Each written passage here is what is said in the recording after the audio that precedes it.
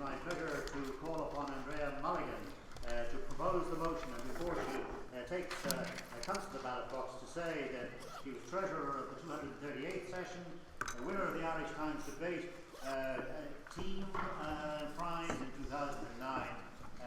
She has been called to the bar, holds a PhD from the law school, and we're very much looking forward to you, Dr. Mulligan, to propose the motion.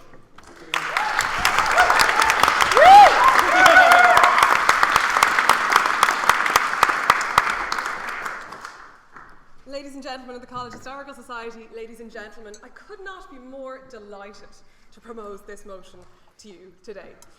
Breed McGrath and I are going to proceed on the basis of a core assumption that I think will be uncontroversial: that independence was a good thing, that self-determination is an inherent good, and that colonialism is an inherent evil. Now, I realise I'm at the Hist.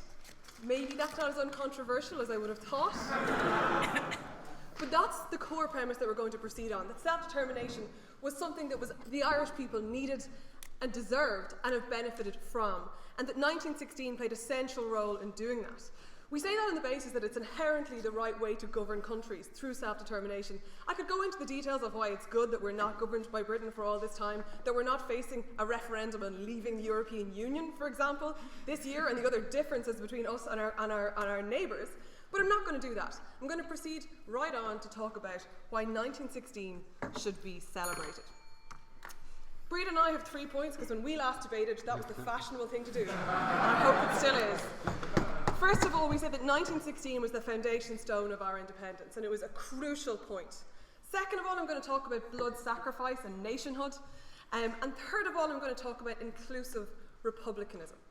So, getting right down to it, ladies and gentlemen, first of all, the 1916 was the foundation stone of our independence.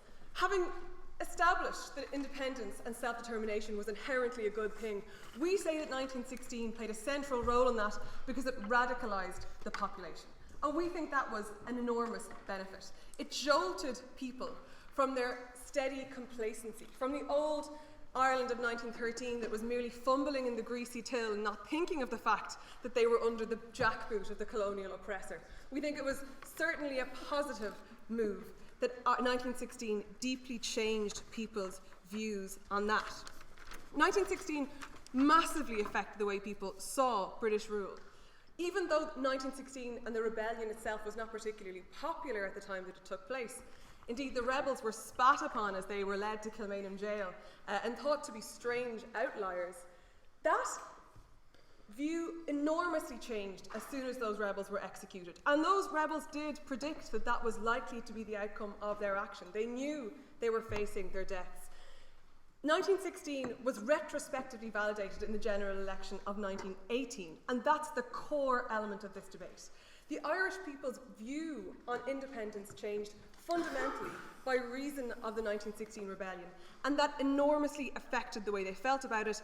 In the 1918 general election, 75 of the, I think, 120 or something MPs that were elected were from Sinn Féin, standing on an expressly Republican ticket, saying that they would withdraw from the Westminster Parliament and set up their own independent, free Irish Parliament.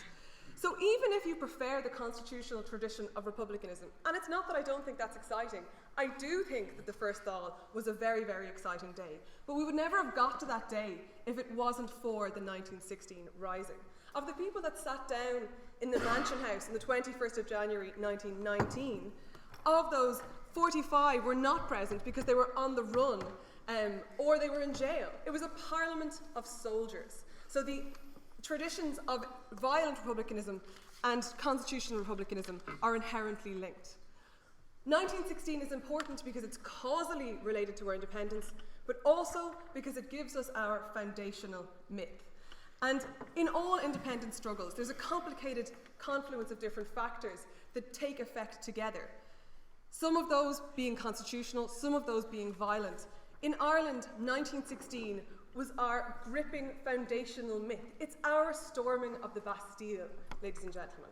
When the Bastille was stormed, there were only 7 people there. It didn't mean that it was a particularly important event, but it's what captures the hearts and minds. It's the point that we look back to and say, this is the foundational myth of our independence. On that point. I don't think I'm allowed to take points from. Go ahead, actually, because no one else has offered me a point. Do you think that there's a problem with having a foundational myth that is violent in itself when there are so many other possible foundational myths that are non-violent? Absolutely not, because your position has to be that violence is always wrong, and we don't think that that's necessarily true. Maybe it is, that pacifism is the only way to achieve independence. We say that it was a confluence of different factors, one of which was violent. We don't have a problem with the way that we achieved our independence, and we think we achieved it more quickly. Moving on to the second point, ladies and gentlemen, of blood sacrifice. Lots of people like to paint the rebels as bizarre outliers that had no respect for human life. In fact, Patrick Pearse regarded himself and his national identity much like other men of his time. In 1916, it was considered the done thing to die for your country. That was widely considered to be a noble thing. Dulce no thanks et decorum est pro patria mori. Everybody thought that way. Patrick Pearse was weird because his country was Ireland, not Britain. That's the only difference between him and everybody else in Europe. Across Europe, people took the same view of dying for their country, and also the same view of nationalism. No thanks. Also the same view of nationalism and the same view of building their own national identity. Patrick Pearse merely differed from the people he lived near for the fact that he thought Ireland was a country that was worth that. And that's absolutely essential. No thanks, but I will take one more point from the floor. Thirdly, Breda and I believe that 1916 is important because it constituted inclusive nationalism and inclusive republicanism. I'll take you in a second. 1916 was about ideals of civil liberties, of equality, of feminism, and of equal rights, which at the time were radical ideas. They were truly bizarre ideas for the time that were brave and different. And we say that Ireland celebrates those ideas. And more than that, through celebrating 1916, we can hold ourselves to account. We can look to the proclamation and say, did we uphold the values of the 1916 Rising, and are we upholding them? And I'm not saying that we always did, but I think we should always strive to. And by celebrating the 1916 Rising, we not only recognise that 1916 was in and of itself an important event in our history, an important and causal event in our struggle for independence, but also it's a way to look back and to hold ourselves to account in the present day. So, ladies and gentlemen, Breda and I say that for three core reasons. It's a foundation stone of independence, that it is our foundational myth, it's our storming of the Bastille, it's our ride of Paul Revere, ladies and gentlemen. Secondly, that blood sacrifice was not merely Patrick Pearse's idea, but the idea of most people across Europe, that blood sacrifice worked, and that it constituted inclusive republicanism. We say that you should prove yourselves worthy of the august destiny to which you are called, and propose this motion. Thank you.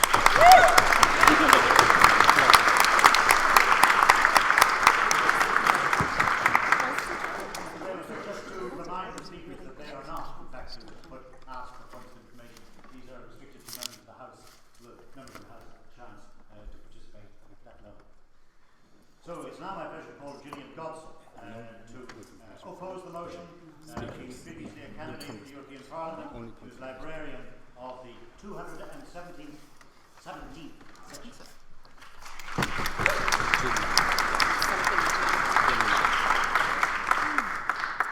Dr. President, Madam Auditor, ladies and gentlemen of the College Historical Society, ladies and gentlemen. The motion tonight, although very warmly and fervently argued by the first speaker, I think we're at a different debate. I want to myself and Sean tonight are going to argue that we would oppose that this House should celebrate the Rising. I'm going to ask Sean's going to talk about the political, the broader ramifications, and I want to talk to the personal. First of all, I don't believe the whole idea of self-determination, because the people I'm going to talk about didn't have a choice what was happening. Violent acts, bloodlust, sacrifice, they never come to any good. It's a truth today, was a truth 100 years ago. And even this week in France, there's a French judge who's going to the jungle, who's going to see if he's going to carry out a court order to strip the southern part of the jungle. They say that there's only 750 people there. There's a refugee consensus that they've done a census, and there's actually 3,500 people living in that centre, of which 400 are children and 300 are unaccompanied children. Now, I ask you, without the Paris attacks, could that happen? I doubt it. So let me tell you a story. Actually, let me tell you two stories. The first one is, in 2014, I went with my choir, the Peace Choir, the Island of Ireland Peace Choir. We went to Messines to celebrate the peace truce. We went there and we sang at the Menin Gate. We sang in the crypt where Adolf Hitler hid out during when he was convalescing. And we also sang on the graveyards and the battlefields.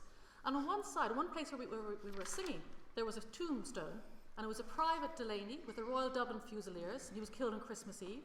And the next tombstone was Private Murphy, killed 4 days later after the truce had ended.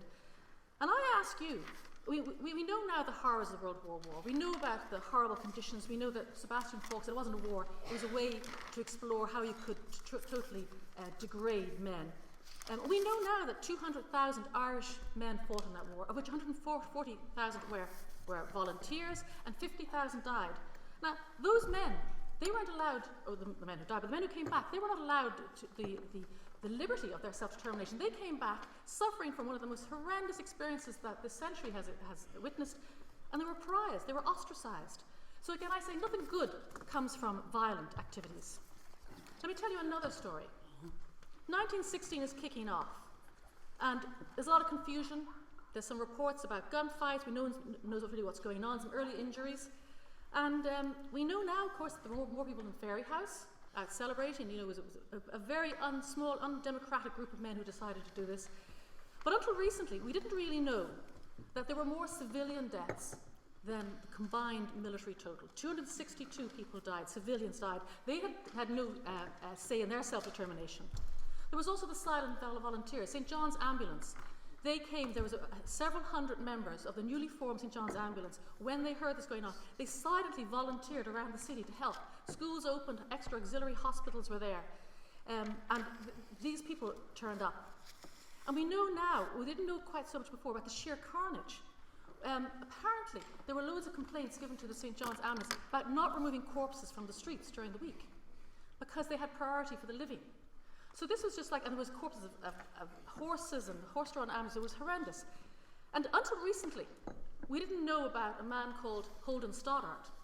Now, Holden Stoddart went to my school, the high school in Rathgar. He was in his 30s, he was married with a child. And he was a senior member of the St. John's Ambulance. And he went out that Wednesday when you had the Sherwood Foresters coming into, they'd arrived in the boat, they were streaming down Mount Street, they were not allowed off that street. And the gunfire, I mean, the British soldiers were young, half of them hadn't even fired a rifle. We hear about the Patriots who were firing so much that their hands were burning with the burning metal. But they were fish in a bowl. 160 people were killed. Point of information, there were only 2 against them. Well, they had vantage points. And these, it's still a fish in a bowl. When you're fish in a bowl, you're fish in the bowl. And my Holden Stoddart, who was based over in Bagot Street, they heard the screams of these men who were dying and injured. And he rushed over, and he was wearing his full regalia. They had all his stuff on. He had his, he was obviously a medical officer. He was shot dead. So he was one of the civilians. And I asked, why don't we know about Holden Stoddart? Yes?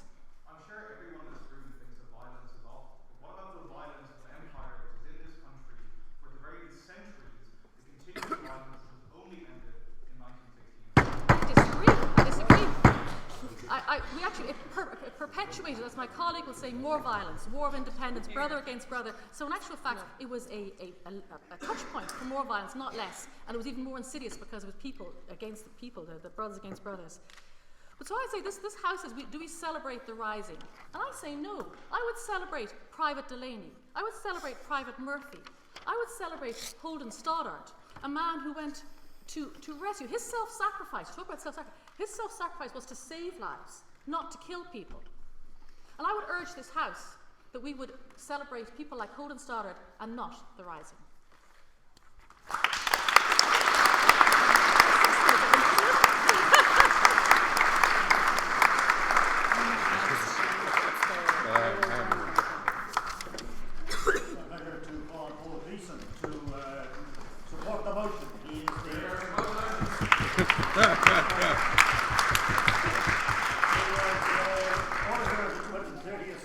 Finalist in the World University Debating Championship, winner of the Irish Times, and today holds a very senior post as Director of Strategy and Performance in the Department of Foreign Affairs. Thank you, Mr. President, Madam Auditor.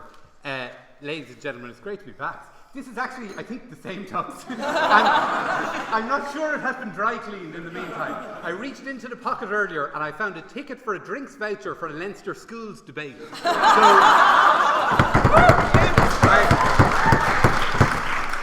I'm hoping that's valid afterwards, but it is great to be back. And certainly particularly great to have an opportunity to have my public speaking critiqued by such a distinguished panel of luminaries. I mean, these kinds of opportunities don't come around very often, so it is great to be here. It's great to see a few familiar faces as well in the audience from times past. One or two of whom even managed to avoid getting called to the bar. I often wondered myself, as someone who wasn't mythically called in the middle of the night, what this call might entail. Maybe it's like a bell that jingles like 1,000 coins for justice. But in any case, it is great to be back amidst so many friends again. And thank you to the committee also for inviting us to be here. I'll spare you any condescending advice, just to say good for you that you're involved in debating and public speaking and running a great society in this terrific building as well. It's certainly 20 years from now, it's something you'll look back on fondly when most of your evenings are spent wiping your kids' arses in my experience. So it is a great thing to be involved in and will stand the test of time. And congratulations as well on garnering such a terrific audience for this honorary members debate. And congrats to Adrian Langan and everyone involved. We always struggled when I was here to get a crowd along for the honorary members debate, and I realise now what I was doing wrong. I wasn't charging people €25. It's a great idea. Clearly, someone has been doing Economics 101 on perceived value, which is a ruse, unfortunately, like many ruses that might only work once. So anyway, The Rising. That is why we're here after all. It's one of the finest Bruce Springsteen albums. I was listening to Andrea and agreeing with much of what she says and admiring all the good work that myself and John very definitely haven't put into this. And she reminded me particularly of the 3 arguments rule, you know, and this is a classic case for this because, of course, there is one big, fat, compelling argument here, which is that the men and the women of the Rising, of course, laid the groundwork for our independence and our sovereignty and everything that we celebrate here. And that's the big fat reason. So we can try and break it into 3 micro arguments, but I was thinking it's almost like asking Jerry Hall, you know, why are you marrying Rupert Murdoch? Well, firstly, can I say he's an octogenarian billionaire? Secondly, he makes a very nice chicken tikka masala. And thirdly, very nice pressed blue shirts. I mean, there is one big fat compelling reason, and to be honest, I think Andrea put it very well already. These are the men and women who laid that groundwork in our march towards independence. So I was enjoying then, the good argument having been made, an opportunity to listen to some of Gillian's thoughts about why we shouldn't be celebrating this. And particularly I was struck by a quote she used a couple of times, that violent acts never come to any good. Certainly the motive of James Riley when he reached the bland slapping in the household, much to my chagrin. But also one which I think misses the nature of how conflicts are in practice actually resolved. If you do a survey anywhere in the world of perhaps the greatest figures of the 20th century, who get named time and again and come out the top of any polls? Winston Churchill and Nelson Mandela. 2 men who recognised for very different reasons that violence needed to be used at certain junctures, that violence needed to be used to defeat the evil of apartheid, that violence needed to be used to defeat Hitler in World War II. And, you know, occasionally violence is the only answer, and I'd be delighted. I haven't taken a point of information in about 20 years, so I'd be delighted to take a point of information. Occasionally, however, violence does have part of the answer. I'm sorry, let me take up. As happy as I might be to celebrate the women who were locked out of Boland's Mills and told when they wanted to take up arms that they should make sandwiches instead, why should I celebrate the men who told them those things and who shut them out of their revolution?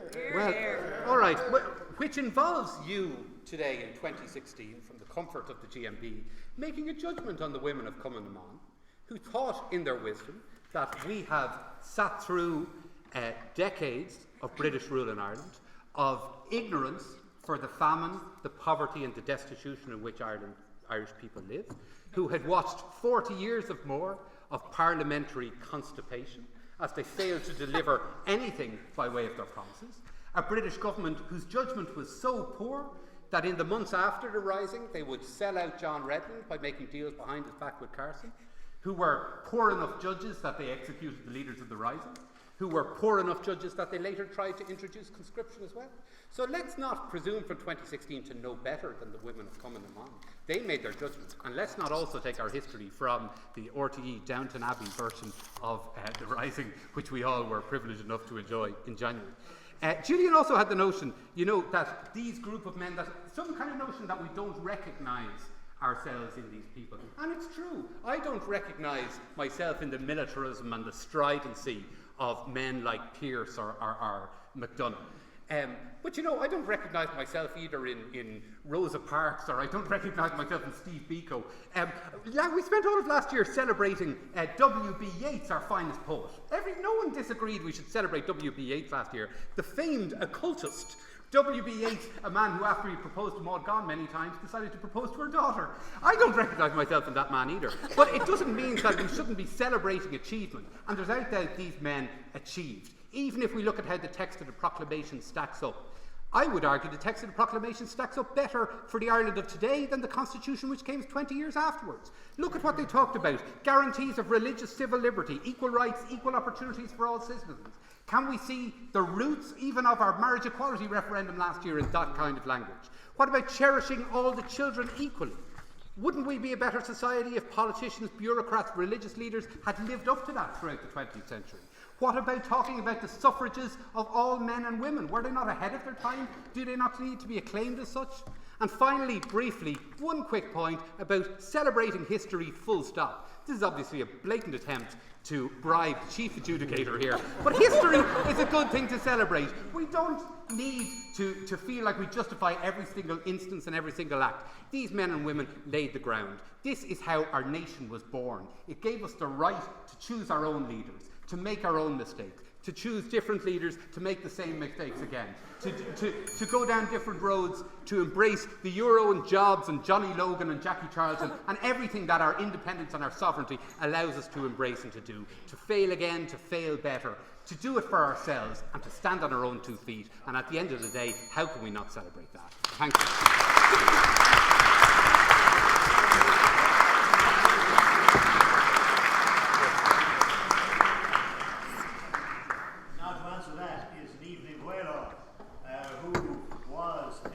Outstanding debater of her time, in the top 10 amongst at the European University Debating Championship, winner of the Irish Times Team Award in 2011, gold and silver medalist of the Society.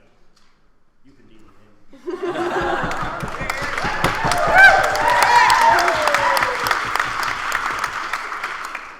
With Míle Maithagad Uthra on Arathra and Muintir Cumann Sarla and Clársta Alsagrina Ushlo. I'd like to start, as I often have before, with some rousing piece of poetry. But as the youngest of the Onmems among this illustrious group, I feel like I need to establish my crusty and my bad-tempered credentials. And so I'm obliged to tell you that history and hope, most of the time, don't rhyme. That romantic Ireland never existed, and that the caged bird sings with a fearful trill because it knows it's going to die in the cage, potentially because of a neglectful owner that allowed it to starve to death. R.I.P. Loopy. In other words, history is too complex and too overlapping and too full of pain for us to celebrate it at all in these simplistic ways that are being discussed tonight. Because at any time that a nation comes together to celebrate its history, the necessary corollary of that is that we agree on what parts of history we agree to forget. And so when Britain, as it so often does, celebrates its defeat of fascism, they forget the bombing of Dresden. And I actually am frankly shocked that at a debate here about the evils of colonialism and the importance of independence, that Winston Churchill was described as one of the finest men of the 20th century. Another example is in Australia. Every year they celebrate the day that the first fleet arrived in Australia, and they agree to forget, that the traditional guardians of that land were brutalised and were very nearly eradicated. And in Ireland, when we come together to celebrate the 1916 Rising, we forget that even as we fought an oppressive colonial system, the people who suffered the most were women, children, and the poor. Their values were subordinated to the values of the 1916 leaders, and their deaths were and always have been treated as acceptable collateral damage for Irish independence. We think that there was... Sure. So, you tell us that women, children and the poor were the people who suffered the most. Through the war of independence, through 1916, hundreds, if not thousands, of the poor people and women took part in the struggle for Irish independence. They threw themselves behind the belief that Ireland, through its freedom, could deliver a better future for them. So this is an important question that we need to clear up, which is that we seem to believe that 1916 had democratic legitimacy. It didn't. And also, you don't get to say that it's retrospectively justified by the 1918 election, because that allows anyone to take these kinds of gambles. Because what we've heard from the proposition very consistently is that we can't judge these people because they were of their time. Well, the debate is about whether we should celebrate these people. So exactly what we should do is judge, is assess how it is that what we celebrate and what we deem important affects the way that we engage with our politics and that we encourage others to engage with our politics. And the message that we get, as long as we continue to celebrate 1916, is that a small core of men who have guns or power are more important and are entitled to decide what ideas and what lives matter. When we only celebrate 1916 at the expense of other moments in Irish history, the message that we send is that a violent cause, no thank you, is a more important and a more valuable and a more worthy cause. And that if you believe hard enough and if your gamble pays off, that you'll be celebrated forever, just like you had hoped. And Andrea might tell us that this was normal across Europe. But you know what? The fact that every country in the world is patriarchal and militaristic and oppressive does not mean that Ireland should be patriarchal and militaristic and oppressive. On patriarchy, please. The fact that a small group of military men in the Curragh, 2 years previous to the Rising, had decided that the democratically established will of the House of Commons in London, the rules they established for us, not we established, could be thwarted and undermined by what was essentially a military coup, and then we sent all our young men who you're so concerned about to get butchered on the Somme for a false prospectus. I'm also against the Somme. And yes, I think that, it's bizarre that the standard that we're setting for ourselves is that we weren't maybe quite as bad as the British. I actually have significantly higher hopes for Ireland than that. I also think that Dulcet Coram Est, the poem is about the fact that is a terrible way to live your life. And that actually it's much better not to die for the things that you believe in. It's better to live for them and to achieve them by other means. And Kate and I believe that there were better means.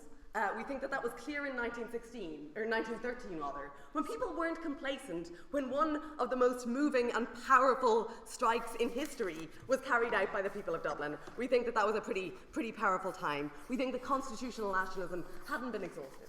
We think that at the very least, their tactics could have been better so that fewer people, fewer civilians were killed and were recklessly endangered.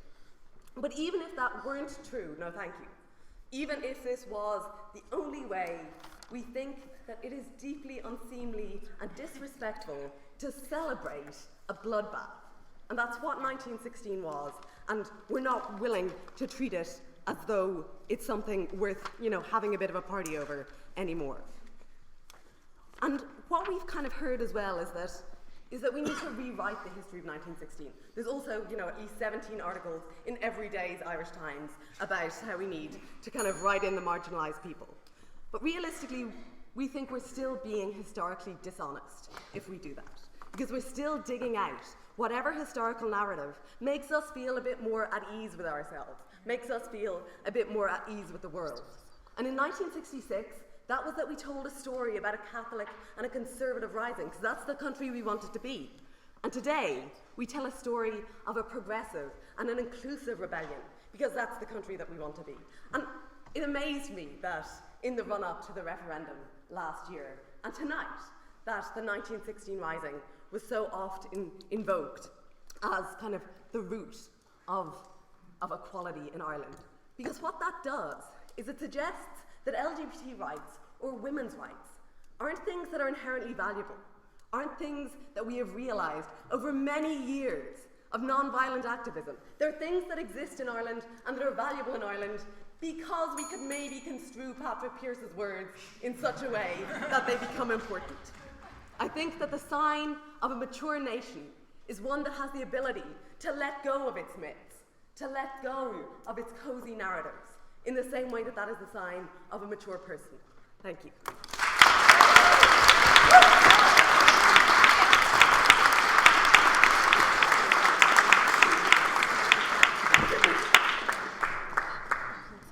I would like to announce that at the end of the event, we are going to open the floor to some floor speeches, but only to honorary members. So if you are interested in giving a more than floor speech, please write down your name and pass myself or Ronan. And write down your side because I'm Steve on.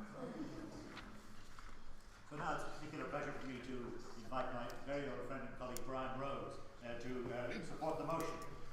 Described here as a political scientist that totally underestimates the wonderful achievements of Brian as a senior civil servant working for the European Parliament for very many years. Member of the committee during the 194th session. We're going back in time. Brian. Thank you.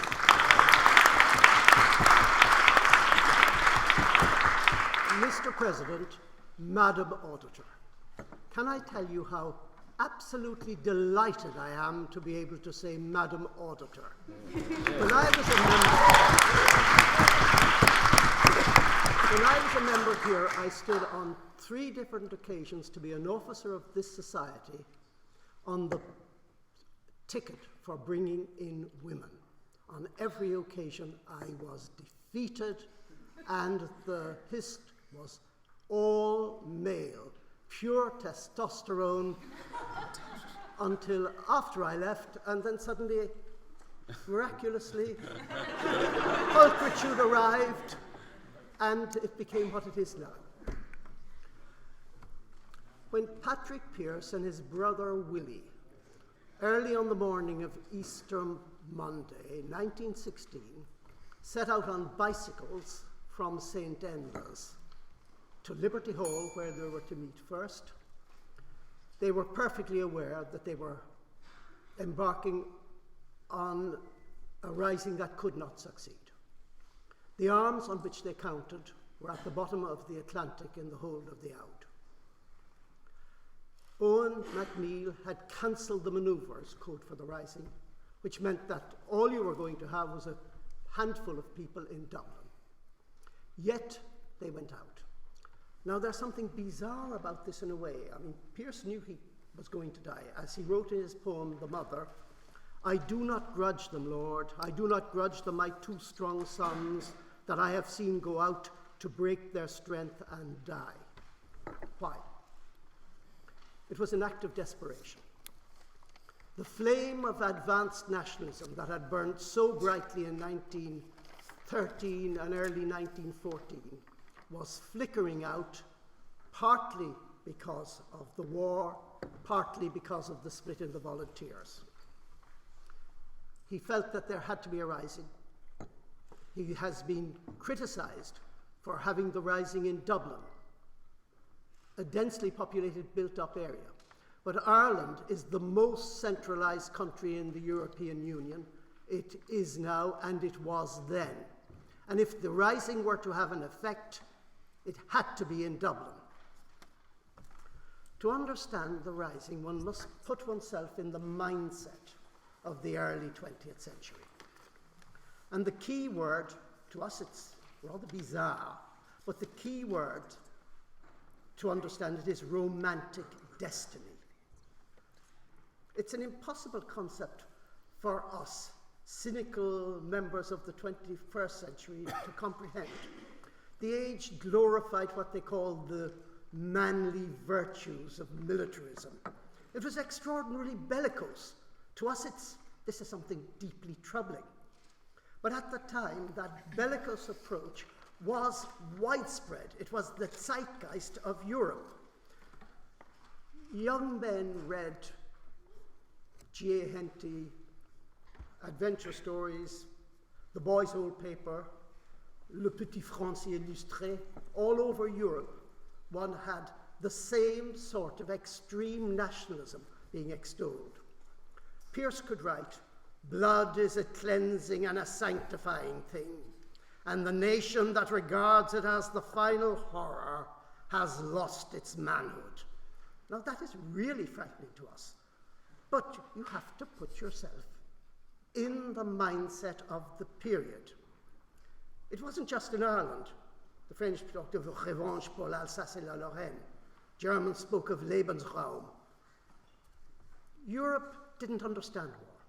It had, by and large, been at peace for a century. Europe looked back at the Napoleonic Wars. They saw it in terms of chivalrous cavalry charges and daring do. The Crimea War in the 1850s, fought by small professional armies in a remote region at the far side of Europe. Britain and Ireland were not affected by the Austro-Prussian or the Franco-Prussian wars. Okay, British soldiers had taken part in a series of colonial campaigns, but they were against a totally inferior equipped army, in inverted commas, natives, as opposed to Europeans. And as Hilaire Belloc so brilliantly put it, whatever happens, we have got the Maxim gun and they have not. And that settled their hash. Anglo-Boer War, okay, European descent, poorly equipped, small numbers, beautiful climatic conditions, none of the horrors of the First World War. Totally, totally unrealistic impression of what war would be. Similarly, death. One died in war, clear bullet through the heart, through the head, dead, that's it. No question of suffering for hours, for days, for weeks in the squalor of one's own blood and guts. Dulce et decorum est pro patria mori. Mort pour la patrie. Für das Vaterland zu sterben. These were accolades that were considered the finest that one could put on a tombstone. They had no concept of what the reality was like. As Pearse himself wrote in The Mother Again, the generations will remember them and call them blessed. And even Connolly, the least romantic of all the 1916 men, when he informed his wife that he was about to be executed, used the terms, "Well, Lily, hasn't it been a full life, and isn't this a good end?" At the same time, as war progressed, as the news of the disaster at Gallipoli, caused entirely by that brilliant and much admired statesman Winston Churchill, as Gallipoli trickled back, the Irish people became disillusioned with the British connection. And at the same time, they became inured to war, a callousness, a hardening developed. Now, I'd just like to point out two little things. Firstly, that 1916 was not, by the standards of the time, particularly bloody. 450 casualties. In 3 days, on exactly the same time, 27th to the 29th of April, 1916, in a small village called Illuche in the north of France, the 16th Irish Division lost 538 dead. That's 88 more than were killed in Dublin in a week. Almost 20,000 British died on the first day of the Somme. Neither did the Rising introduce the gun into 20th century Irish politics.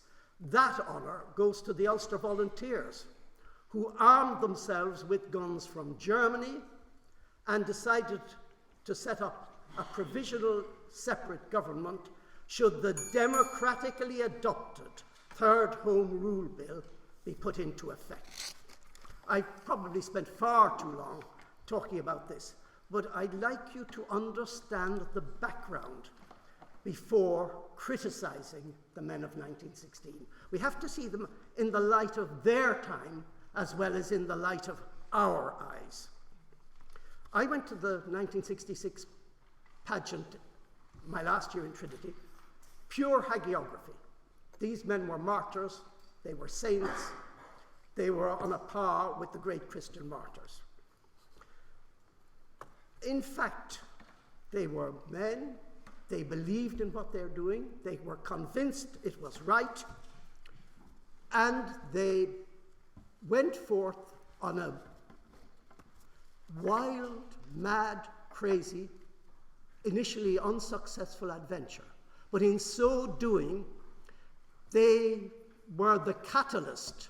They and the disillusionment with the war and the conscription campaign, they were the catalyst that changed public opinion, and it was because of them that Sinn Féin swept the board outside Ulster in the December 1918 elections. I cannot see how you cannot vote to celebrate the rising. After all, my Shorter Oxford Dictionary says celebrate, mark with ceremonies. What are we doing? We're marking with ceremonies. 2 years ago, I celebrated my 70th birthday. Now, I would much prefer to be 30, but I still celebrated it because it's something worth marking. I appeal to you, look at this objectively and vote for the motion. Thank you.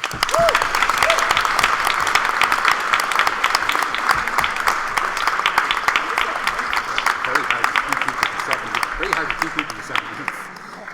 I can tell you one story about Brian Rose. Once upon a time, he sat a history paper. He was supposed to answer 4 questions. There was a question on wolf tongue. He wrote for 3 hours on wolf tongue. And the history department of the game was good enough to pass. So now I'm going to call upon Alex Owens, Senior Counsel, to oppose the motion. Called to the bar in 1980. He was auditor of the 210th session, Silver Medal of the Society. Mr. Owens.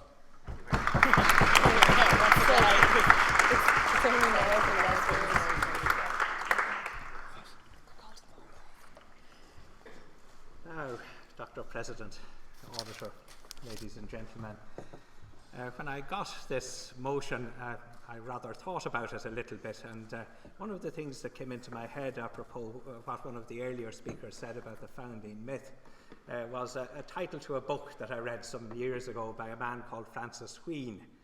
And the title was, I think, How Mumbo Jumbo Conquered the World. And one has to be careful in relation to founding myths as they are described, and not to be taken in by the type of mumbo jumbo that conquers the world. There's no doubt that there can be cataclysmic moments in history.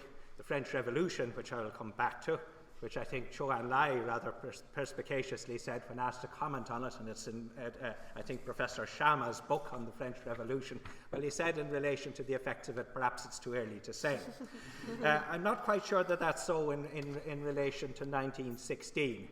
But apropos this comment, in any event, that it was a founding myth, I thought back to a time that was dealt with in the Mumbo Jumbo book.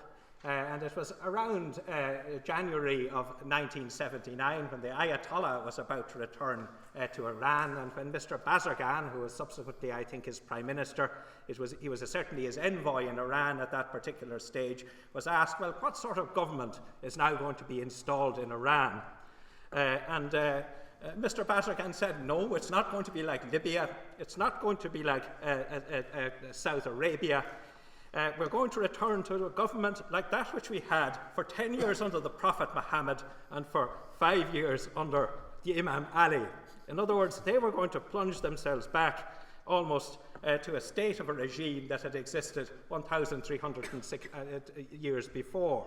Well, we're in a similar situation in that, because in fact what we have in effect plunged ourselves back to in this country for a number of years, and perhaps even for the guts of 100 years, in my view, was back to a state of a founding myth, where we adhered to ideas in relation to Irishness that had no bearing in reality. And some of those ideas, I have to say, are still with us today. We still live under a constitution which we are obliged to subscribe to, which states that a language which very few of us speak and understand is our first national language.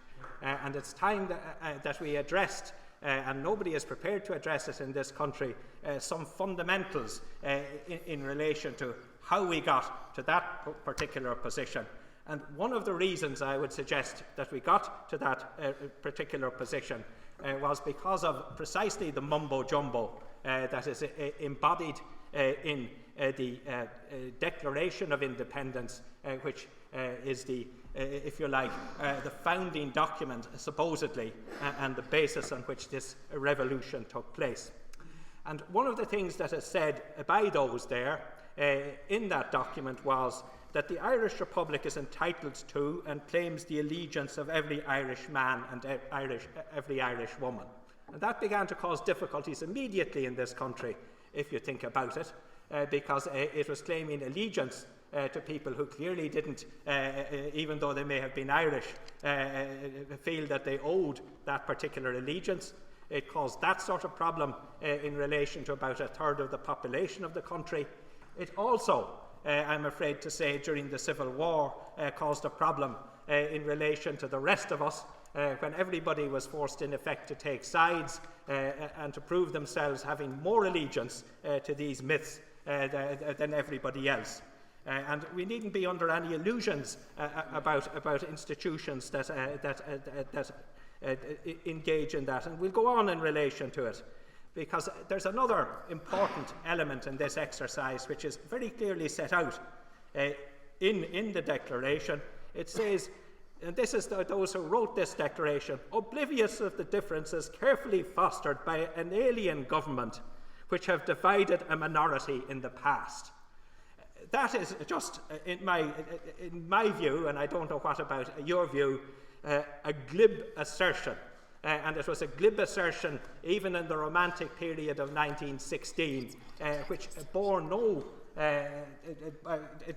relation to historic reality. And it is a glib assertion that continued right throughout this state until such time as we finally got rid of Articles 2 and 3 of the Constitution, which continued that glib assertion.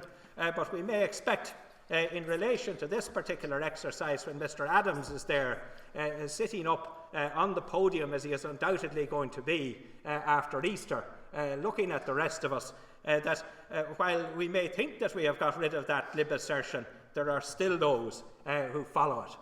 We should be careful in relation to always the celebration of revolutions. Let's face it, it's always possible to celebrate the French Revolution. You may say, well, what part of the French Revolution are we celebrating? This lady here, Miss Mulligan, made mention, I think, of the storming of the Bastille, and indeed, if my memory serves me correctly, I think I said it to a person beside me. Well, I think the Marquis de Sade got released as a result of that. So maybe it did create some, maybe it did create some pleasure through pain. But in general, in relation to celebrating wars and revolutions, one has to be very careful. Surely one wouldn't, for instance, dream of celebrating the Second World War because it happened to bring about the situation in which the United Nations was founded, no more than one would celebrate the existence of infectious diseases on the basis that they were there to promote the advancement of medical science. So be careful when you say that you're going to celebrate, and be careful of what you are going to be celebrating. In my view, in relation to it, most of the changes that have happened as a result of the 1916 activity would probably have happened in any event. Probably and very possibly without the Irish Civil War, possibly and very probably without the degree of dissension between various sectors of the country that we have endured over the last century, and that we're only beginning to work our way out of now. I hope, perhaps in Iran, that they had a success with the reintroduction of the system adopted under the Prophet Muhammad and Imam Ali. I suspect not. And the final matter that I would say in relation to that is that one frequently sees in these sort of revolutions an invocation of God. We all like to invoke God. The fact of the matter is that man made God in his own likeness, and unfortunately, in a lot of these things, we have to face up to that particular unpleasant truth when examining historic consequence.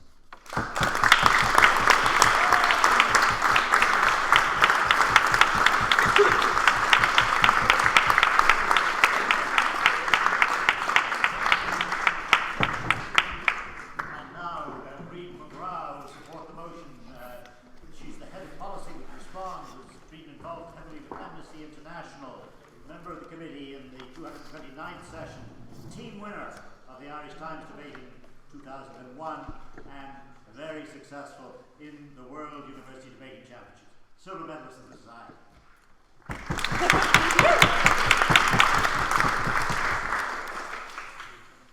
Dublin, I love you. I'm not going to do the accent because I'm from Tipperary, but from your used syringes in Temple Bar beside the feces, to your sweat-smelling pubs, your decimation of George in Dublin, your rough sleepers, your trolley crisis, to your beautiful public parks, your universities, your cobblestones, your cockles and mussels, your talking ladies on a Saturday, your playgrounds, your light in the hours, your history, it's all ours. The mistakes, the glories, the achievements, the mischances, they're ours. And why are they ours? They're ours because of 1916. Chairperson, Madam Auditor, adjudicators, ladies and gentlemen of the College Historical Society, that this House would celebrate the 1916 Rising. I wonder sometimes, without 1916, how the hell would we have named our railway stations? Think of that. And I revert to Miss Mulligan, whose points at the very beginning of the debate stand at this midpoint of the debate. 1916 is the cause, or was the causal moment, the adventurous, the audacious moment of us seizing history, of a very small section, it must be said, but of us seizing history and declaring our own destiny. So we said at the very beginning that it is the foundation stone of the modern Irish state. That is true. We made an unapologetic and controversial appreciation for, in the context of the time, on some level, the absolute genius of Pádraig Pearse in relation to that, confined blood sacrifice that did exactly what he planned it to do. And we choose to celebrate, and rightly, an inclusive republicanism that was obvious in 1916 in a way, to be honest, I don't think we've seen until very recent times. 1916 we had Cumann na mBan. 1916 we had the Citizens' Army. 1916 we had the Irish Volunteers, we had the remaining still IRB, and we had Sinn Féin. Wrap them all together and call them the Irish Republican Army if you want. Call them the Irish Volunteers, not yet. But that's what we had. When in our history before did we have socialists, communists, feminists, Catholics, Free Staters, all of these come together for one aim? Very, very rarely, and I don't think it's been seen before or since. So there was something very particular about 1916 that took every strand, high up, low down, women, man, and brought them all together towards the one aim of self-determination. That was special. And I also say a number of things in relation to that inclusive. It's the idea that you seize history. Connolly said it, let's grab it. And that's what the people did in 1916, because we can talk and we can do about what might have happened if we waited till after 1918, or we can see what happened when we turned up at Versailles. But so that, for in and of itself, the idea that history isn't something that happens to you, history is something that you can make, that should be celebrated. And I submit a number of things as well, that we must celebrate 1916 because it's ours, it's all of ours. That tricolour that was raised in the GPO is our tricolour, and if we leave it and if we don't celebrate it, then aside from football and rugby, that tricolour becomes somebody else's tricolour, and that's not a smart thing to do. The other thing I submit in relation to the inclusive republicanism is that it's precisely because, to be honest, in 1966, I would have had a problem making this exact same speech, because in 1966, we continued a shameful thing of forgetting the hundreds and thousands of nationalist and unionist people on this island who fought in the First World War. Thankfully, and through the work of brave historians, and only very recently, we now acknowledge these people. We know that this is part of our history, as much of our history as 1916 is, so now we can celebrate it with honesty. Now we can be true, and now we don't need to be ashamed. Yes, sir? So 1916 may be the foundational myth of the Irish state, but this is an Irish state that did things like put women in the Magdalen laundries and used that to claim that anyone who opposed what they said Ireland was opposed the men of 1916. Why should we celebrate that? Okay, so you're right that the subsequent state did things that we can't possibly be proud of, and you mentioned some of them. But just because they used in 1916 and the men of 1916 for that reason doesn't in any way mean that anyone who's on this side of the house is somehow for Magdalen laundries, because I can assure you that we're not. You can just say the devil can quote scripture, as they say. So we can all, everybody goes back to the foundational myths. There isn't a state in this universe that doesn't have a foundational myth, and there isn't a state, or there are very, very, very few, you could count them on one hand, that doesn't have a violent foundational myth. So Gillian told us earlier on in this debate that violent acts never come to any good, and on some level that might seem like a sort of normal thing to say. She said, no war is just. Well, I would say tell that to St. Augustine, tell that to the Huguenots, tell that to Garibaldi, tell that to Tom Kettle, tell that to the RAF during the Battle of Britain. You can, then let us all stop and everything that ever happened from the dawn of time, for man is a violent beast, as it turns out, and in some ways chooses through any means necessary to do what needs to be done. In relation to the context of the time, this is something Andrea laid out very well, but we had 15-year-olds trying to speak a little bit deeper, to pretend that they were 16 so that they could be sent to the front, so that they could, as swimmers into cleanness leaping, thank God, to be matched with this hour. And then you think about what to do in 1916 and what was actually being done at the time. I often think about the O'Reilly for some reason, not just because he has a hilarious name. But if, in relation to the countermanding of the orders as was done by Owen McNeill, and then what the hell do you do? So you were planned for this Easter Rising, oh now it's all gone, and he ran around the country with Bulmer Hobson telling everyone also don't do it. Then he came back and then he saw it was on, and he jumped in. Because that's what it is, because there's a moment when you have to seize history, and that's what it was. Niamh told us that 1916 didn't have democratic legitimacy, and she's right. Do you know what it had? Post-fact democratic legitimacy. And again, tell me the revolution in the world that didn't do that. We have armed militias in the States to this day for that reason. So in relation to, could the tactics have been better? Yes, take Trinity, take the Shelbourne, take Dublin Castle, there was only 6 of them. Cut off the lines of communication, all of these things. But we tell the story now, we're told, what does a mature nation do? Apparently we let it go like the Frozen thing. No, a mature nation acknowledges its past, deals with it, the good and the bad, and sees the straight line that runs right through from 1916 to the rainbow flags in Dublin Castle as you speak. Yes. I have 2 more pages, I will be quiet.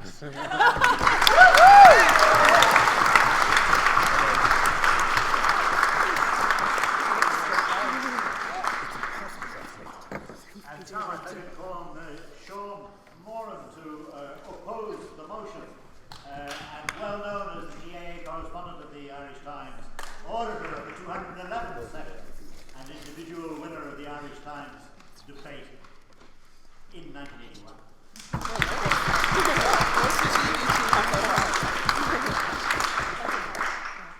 Thank you, Mr. President, Madam Auditor, judges, members of the College Historical Society, ladies and gentlemen.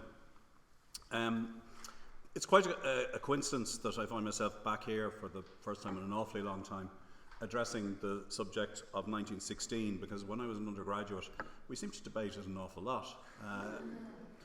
I can remember many evenings spent here thrashing out the ins and outs of the 1916 Rising. I would say we debated it probably as much as the IRB at the time, although with less catastrophic consequences. And I am happy to be standing here to oppose this motion with my colleague Ms Godsall and the other members of the opposition, including Mr Alex Owens, who I spoke with competitively back in the day, and who coincidentally coined one of the only phrases I remember from all the 1916 debates, which was when he stood up and said that the proclamation was the statement of Pearse's essential bisexuality. I appealed to both Irish men and Irish women, and it was only when I was doing my preparation for the debate I realised that's not actually in the proclamation. But there's plenty of other things in the proclamation that will support opposition to the idea that we should celebrate what happened in the Easter Rising. It was mentioned earlier by Mr Owens on the opposition side that the presence of God in the proclamation is one of the problematic things with it. It starts, the arrogation of the right to create mayhem in Dublin was in the name of God and the dead generations. An unfortunate pairing. It's hard to think of two concepts which caused greater difficulty over the last 100 years than God and the dead generations. And certainly in relation to this, it's a suitably vague claiming of authority to do what was done. But beyond that, within the proclamation, you have a sense of a document that is saying, do what we say, but not do as we do, or as it will become known during the years of independence, GUF. Because when you have a document that claims a great sympathy for the citizenry, which wants to cherish everyone, all the children of the nation equally, and you launch an action of this nature which ends up taking more lives amongst the citizenry than it does amongst the combatants, there's a certain tension there. Also, what does the proclamation say about the central political issue, or at least the most difficult political relationship of the century in this country, and that's between the two traditions within Ireland? It says that basically these are only differences fostered by an alien government.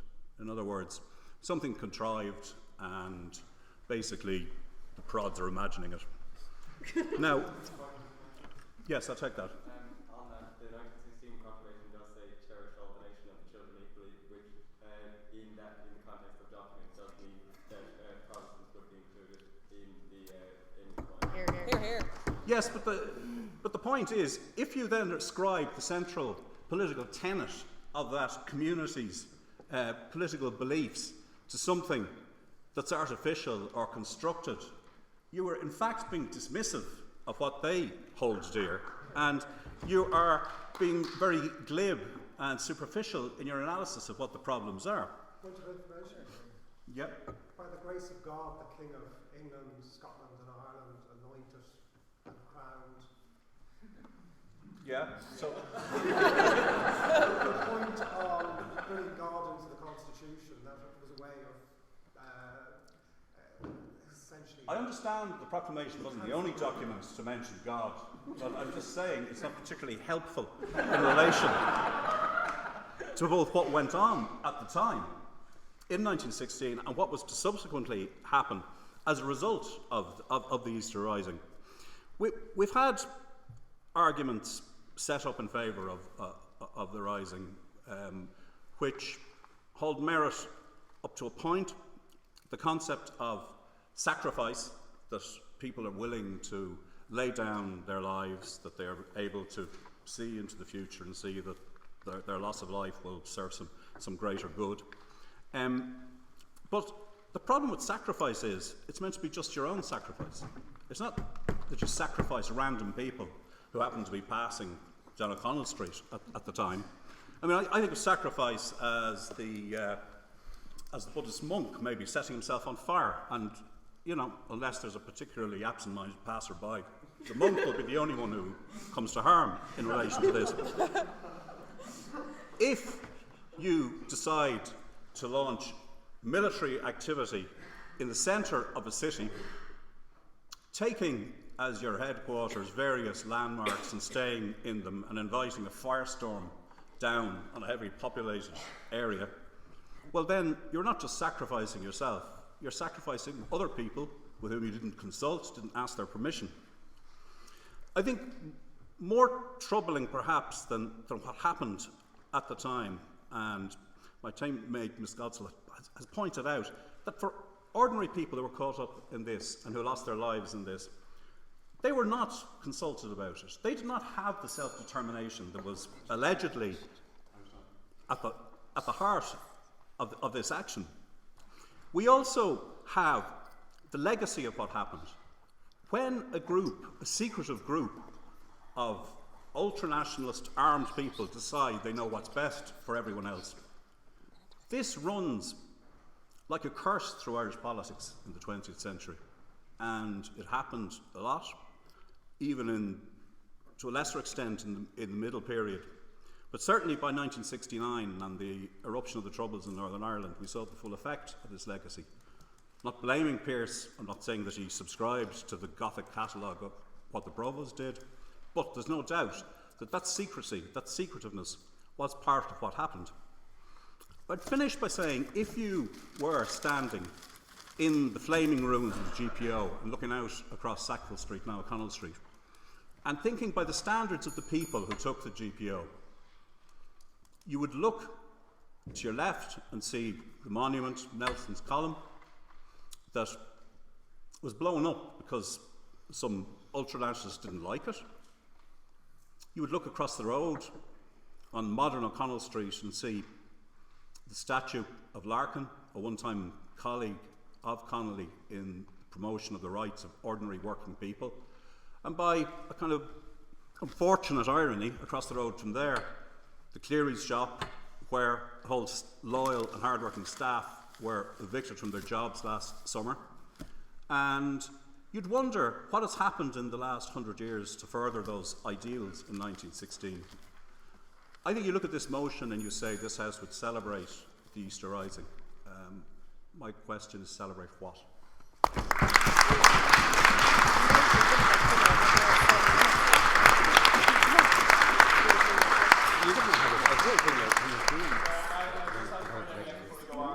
Floor speeches will be announced after the next two speeches, so if you would like to make a floor speech tonight, and I would encourage any honorary member here who wants to give it another shot, who hasn't done it in a while, please do hand a piece of paper to myself or Julia with your name on the side of the debate you'd like to speak on within the next two speeches. Now I would like to call John Smith to propose the motion. He was auditor of the 223rd session and a silver medalist of the Society and a forensic barrister.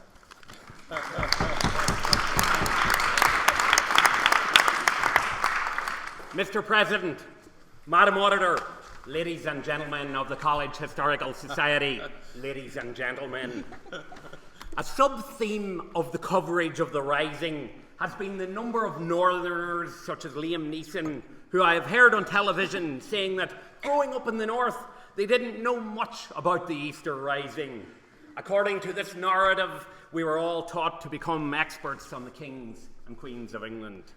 It was not, I must say, my northern educational experience. Indeed, it was very clear to me that my history teacher had no interest in the British Crown and all its works.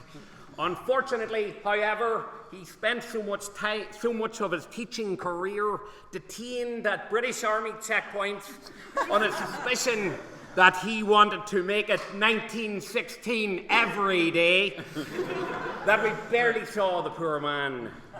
Instead, the kindly old school caretaker, who I now suspect was a British agent, used to wheel in the television and an early video recorder and force us to watch war movies for our history class. War Eagles there, the Battle of Britain, in which we serve A Bridge Too Far, The Charge of the Light Brigade, and above all, the 1964 epic movie, Zulu. Ladies and gentlemen, in the term in which I was supposed to be studying the Easter Rising, I watched Zulu 4 times.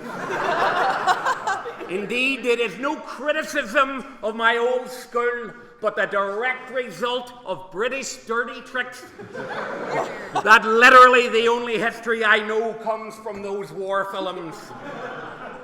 Therefore, on the basis that one should talk about what one knows, and also, I must admit, with a degree of apology, that it is not as entirely on topic as one might wish, I intend to concentrate my talk not so much on the Rising per se,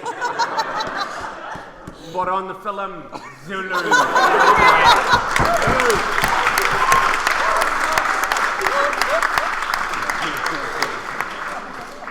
Obviously, having due regard to the fact that the title of the debate is not that Zulu deserves to be celebrated, I would hope to draw some parallels between The Rising and the film. But as I don't really know anything about The Rising, except really its date, you may have to do much of the job yourself. And I will not shoehorn, ladies and gentlemen, I will not shoehorn. Made in 1964, approximately 48 years after the Easter Rising, Zulu tells the heroic story of a band of British soldiers who occupy a small... Indeed, sir. Do you think that Chitaway was correct in using what they called the horns of the buffalo approach? Certainly.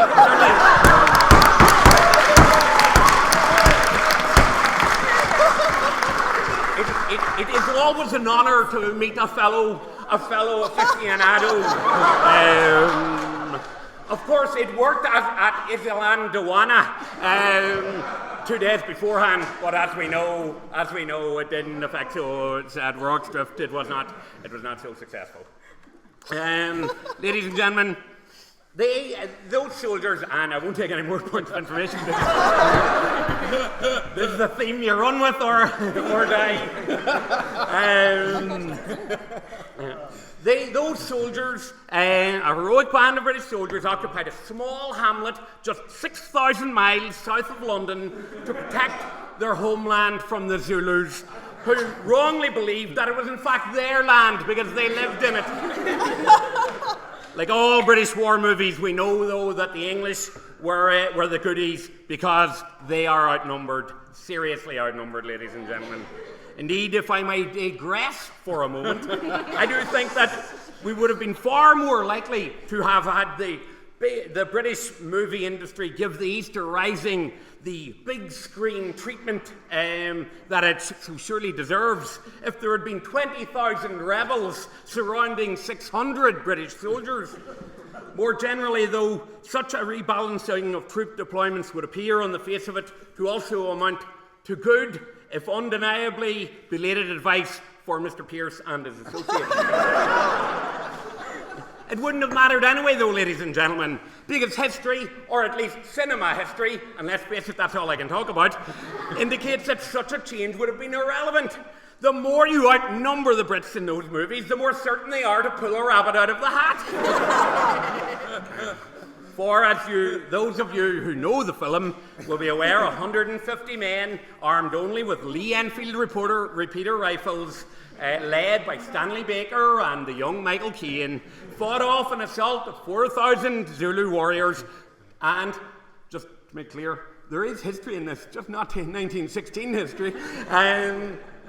4,000 Zulu warriors armed to the teeth with bows and arrows, furry shields and spears. The two young lieutenants turned a group of riff-raff soldiers, the scum of the earth, if I may borrow from Christopher Plummer in the 1970 Russian-Italian co-production Waterloo, and turned them into a group of heroes who set about the blacks with a will, ladies and gentlemen. And indeed, At the end of the movie, the Zulus were so impressed by the white man's bravery that they saluted them and sang to them. Of course, in real life, the English and Welsh soldiers went out and hacked up many of the injured Zulu warriors before burying many of them alive.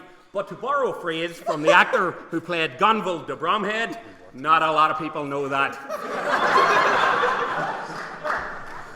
All in all, ladies and gentlemen, it's a very satisfying film. Just like 55 Days at Peking made the year before, 47 years after the Rising.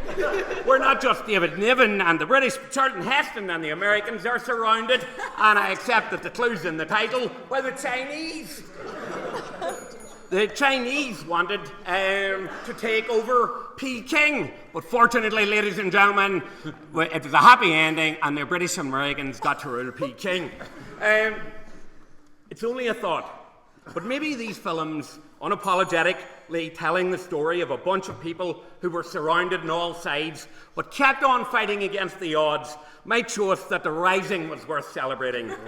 And it's another point, I accept, that you may have picked up already. But when celebrating the courage of these people, the people of the Rising, we even have the benefit of being able to give thanks that they actually fought for our own country, in our own country, against, not to put too fine a point on it, another country who was in our country. And indeed, another country who was... And indeed, as Mr. Gleeson has pointed out, another country who was in our country and who was willing to stay there by using force. Quite a bit of force, ladies and gentlemen. They even used a gunboat. In all of the war, they barely came out. The Irish have a rising. Out comes the Helga. They bomb O'Connell Street. Ladies and gentlemen, this is a competition debate. But me and Mr. Gleeson would have come out for the heroes of 1916 anyway. And while I, like Casement, might have ranged to the colonies, he has stayed at home and made it clear that this was a rising born out of the finest of motives. Against an empire so used to being steeped in blood, it forgot about the fact that it's always steeped in blood. Mr. Gleeson has made the point, that this was a rising that was right. It was right and it worked. Please support this motion.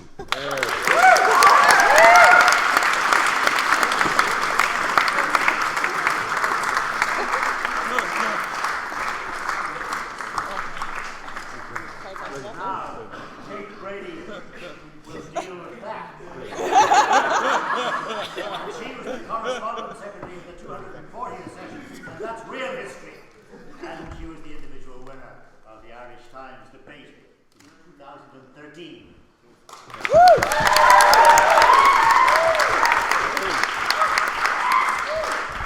Ladies and gentlemen of the College Historical Society, ladies and gentlemen. Well, I was expecting to be made feel ignorant about my lack of knowledge on some topics, admittedly, when speaking on the 1916 Rising. I was not anticipating this vast lacuna in my knowledge that has been raised by the previous speaker in relation to Zulu. But I will try somehow to overcome those odds and to convince you of the unceasing accuracy of the opposition side in this case. Because really, from the proposition, we've heard it all. I mean, literally, actually, at this stage, between Zulu and something in relation to Peking, we've heard quite a bit. We've heard about blood sacrifice. We've heard about romantic destiny. We've heard quotes from a variety of people that I actually don't know. And it's been fairly rousing at some parts and not so rousing at others. It has, in a general sense, been kind of the verbal equivalent of having someone come up to you with the tricolour and actually just aggressively wave it in your face while more or less reading out the proclamation of the 1916 Rising. And while that is perhaps a historically apt piece of performative art, it does not, unfortunately, an argument make. And if you are to try and discern from the extraordinary rhetoric that we've heard from my colleagues on the proposition bench some form of actual argument, you might come up with one or two of the following items. One would be that the 1916 Rising was an absolutely critical, perhaps unique, turning point in our movement towards independence, and that independence is a good thing. Now, I am strongly of the opinion that independence is a good thing, and I'm not going to try and betray myself because Andrea will definitely call me out on that. But I do think that it's interesting that we've decided in this particular instance that instead of celebrating the effect, which is an independent Irish republic, we have decided, for some reason, that we should celebrate this fairly terrible cause. And that's if you believe it, right? That's if you believe that it's a cause. But let's believe it for a moment. Why should we celebrate the cause? Why should we gather together and decide that this time we will delight in the bloodbath and sacrifice? I mean, what we've heard so far is more or less, well, everyone was doing it, so it was a great time. That doesn't actually follow, I mean, cause and effect are two very distinct things. And we can try and isolate and celebrate and discuss and come together as a nation about, what we are as a nation, independently of its bloody history. And, this use it and lose it approach to the tricolour isn't necessarily something that we can hold, as not yet, as something that we need to look to the bloodbath that underpins it in this moment. And the idea of celebrating cause and effect is also just really weird. The idea is essentially taking, the end justifies the means to this absolutely ridiculous level of the end was really great, so let's celebrate the means. Like, we celebrate exam results. We don't celebrate studying in the library. We celebrate the UN. We don't celebrate the Second World War. We celebrate birthdays. Like, we don't celebrate our parents having sex. Like, this is normal, as far as things go to celebrate the effect. So I basically don't buy the fact that this was causally important as being something that validates turning our back on the fact that this was an extraordinary bloodbath of a moment. The second, and again, this is a charitable understanding of the term argument, the second argument that may have come up on the proposition side is something to do with the fact that we own the 1916 Rising, much like we own, apparently, the feces and syringes of Temple Bar. Like, I don't know why that means that we have to specifically celebrate that. I don't know why it means that we have to invest in this myth that there is, in fact, a static and independent Irish identity, and because it is part of our Irish identity, is it inherently worthy of celebration. There are many aspects of the Irish identity that are particularly troubling in just a moment. I mean, I don't think that we should celebrate a potentially genetic predisposition to alcoholism. I don't think that we should celebrate a deep-rooted fear of the immersion. I don't think that we should celebrate things in relation to the War of Independence, and I particularly don't think that we should celebrate this bloodbath. Go on, Jamie. So, if the 1916 Rising hadn't happened, how much longer have the Irish poor gone ruled by monarchical government in Westminster? Funny story, I actually have no idea. At all, really. And it's anyone's guess. And so I would suggest that that is a valuable reason to study history and to take a look at what the potential counterfactuals would have been. But I don't think that's necessarily a cause to celebrate this particular version of history. The truth is that we'll never know how far constitutional republicanism would have taken it. But if we are to look to other elements that were happening at the time, it was at this moment that colonialism generally was falling. And I'll come back to that in a moment in relation to this third potential argument, which is that it's somehow useful instrumentally to look back at history for where we are today. I think the exact opposite. I think when we look back to the 1916 Rising and pretend for some reason that it defines what it means to be Irish, we neglect almost everything that is valuable about being Irish. I mean, I loved the fact that in 1966, apparently, we got it wrong, right? But in 2016, apparently, we're definitely going to get it right this time, guys. And that has nothing to do with the fact that we maybe are approaching it from the mindset of someone in 2016. It's absolutely to do with the fact that this time, objectively, we're right about who was involved and we're right about the causes. I mean, I don't know if anyone has noticed in the last year, but it seems to me like 100% of the women, and now, in fact, there were women involved, 100% of the women who were involved were either lesbians or Countess Markovich.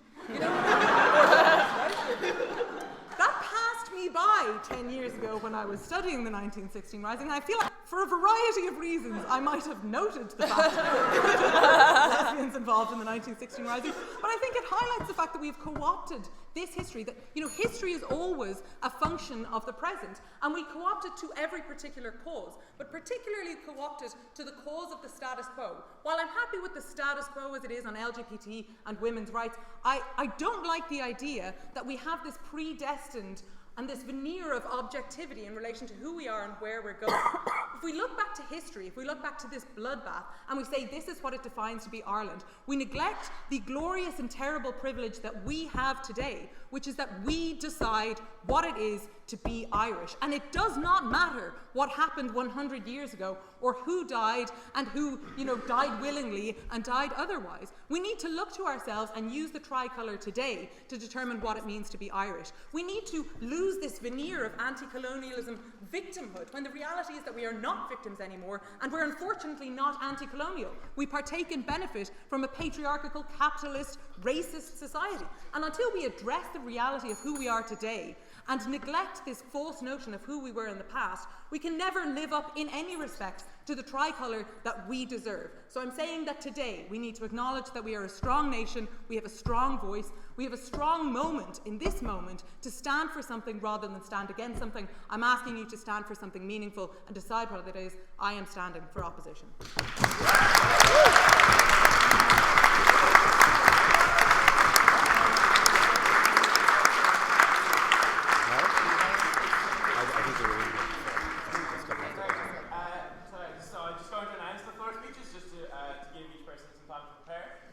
So we have Robin Hart on proposition, who was correspondence secretary and treasurer of the 198-199 sessions. Then we have Ursula Quill on opposition, who was auditor of the 242nd session. Then we have Joe Jackson, who was auditor of the 224th session and is a silver medalist on proposition. And finally, then we have William Dunn, who is treasurer of the 244th session on opposition. And we also actually just Adrian wants to give 2 minutes each at the end on proposition.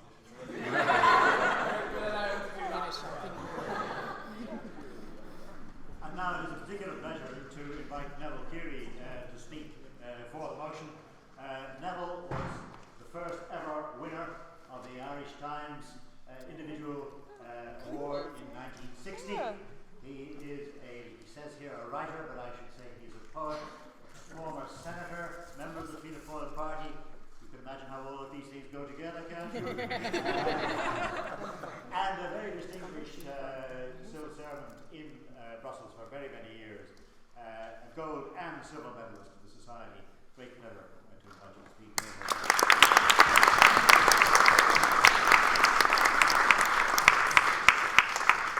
Mr. Chairman, Madam Auditor, ladies and gentlemen of the College Historical Society, ladies and gentlemen.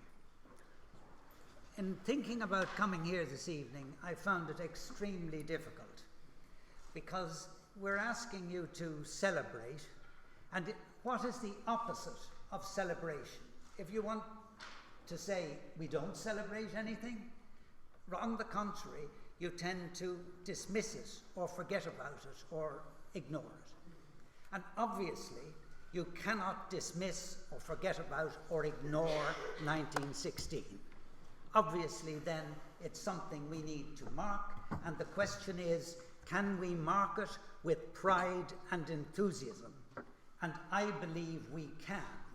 And the interesting thing about listening to the speakers against the motion this evening was that almost all of them have talked about things to do with 1916 or arising from 1916 that they really want to celebrate. The best example in the beginning was the reference to the civilian casualties and the children who were lost. This is one of the things which makes this anniversary rather different to previous anniversaries, is that we are now mature enough and strong enough to look at things with a degree of objectivity and in a comprehensive way, and where history has made enormous strides. Historiography is really very different today to what it was when I and some of the other honorary members were at school. And if you look in any bookshop window now, I don't know how many books you see about 1916, and they are exactly marking civilian casualties, what happened in different areas of the city, what was the international background. All these things now we can see and understand in a different way. And again, somebody in the opposition had the sort of cheek to say that you can't celebrate complexity. It's too complex to celebrate. Of course you can celebrate complexity. It's a great privilege that we have to understand how many things are so complex nowadays. And it's great that not only are we able to try to understand them, that we can now apply all sorts of science and analysis to understanding them better. So I'm for recognizing the complexity of 1916 and saying we are all the better for understanding it. And in that process, we have seen a development of the ideas of 1916. Of course, I brought the proclamation just to check on any misquotation. But what I want to suggest to you, that the way we should look at documents like this is not to say this was a constitution, this was a determined policy. The historians who've looked at this now, very interestingly, I think it was Roy Foster, says this, like tonight, is a rhetorical document. It was meant to persuade, it was meant to convince, and it set people out into new exploration of ideas that were very advanced at the time. We've had Smiles that it begins Irish men and Irish women. That was remarkable at that time. And the more we have studied, the more we understand that in fact the women who were involved in 1916 were an extraordinary group of people and are not easily dismissed, in my view, as Countess Markovits and some lesbians. These were very distinguished people, some of whom founded hospitals, cared for the poor, brought forward ideas to get women the vote and greater positions and so on. And it's too easy, if one is opposing a motion, to dismiss things that are important. Of course, that's the nature of debate. But in this debate, it seems to me we can afford to look at the thing from all sides and celebrate together with a spirit of unanimity. And I didn't really expect to come here this evening and hear a quotation from Samuel Beckett, the great quotation, "Fail more, fail better." Of course we're still failing. Of course we still have God and the Holy Trinity in our Constitution. But it's not a dead debate. Some years ago, when we thought we were moving towards a European Constitution, there was a big debate about the preamble to that Constitution, what it might be. And there was a broad feeling that you could no longer refer simply to God and to the Christian tradition, the values which after all are the basis of Europe. You had to have a wider notion of value. And again, that's one of the extraordinary things about 1916. These men and women who were involved in the period were involved because they had values which were different and values they wanted for change. And that is why any of us who have an interest in history and learning more, we're all the time thinking of ways in which we can do things better, ways in which we can catch up on a movement which of course is very slow. And just by way of conclusion, because I think this should be the tone of my conviction as an Irish person and what in fact was the thinking behind the movement for independence which we achieved. When Samuel Beckett was asked, was he British? He said, au contraire. And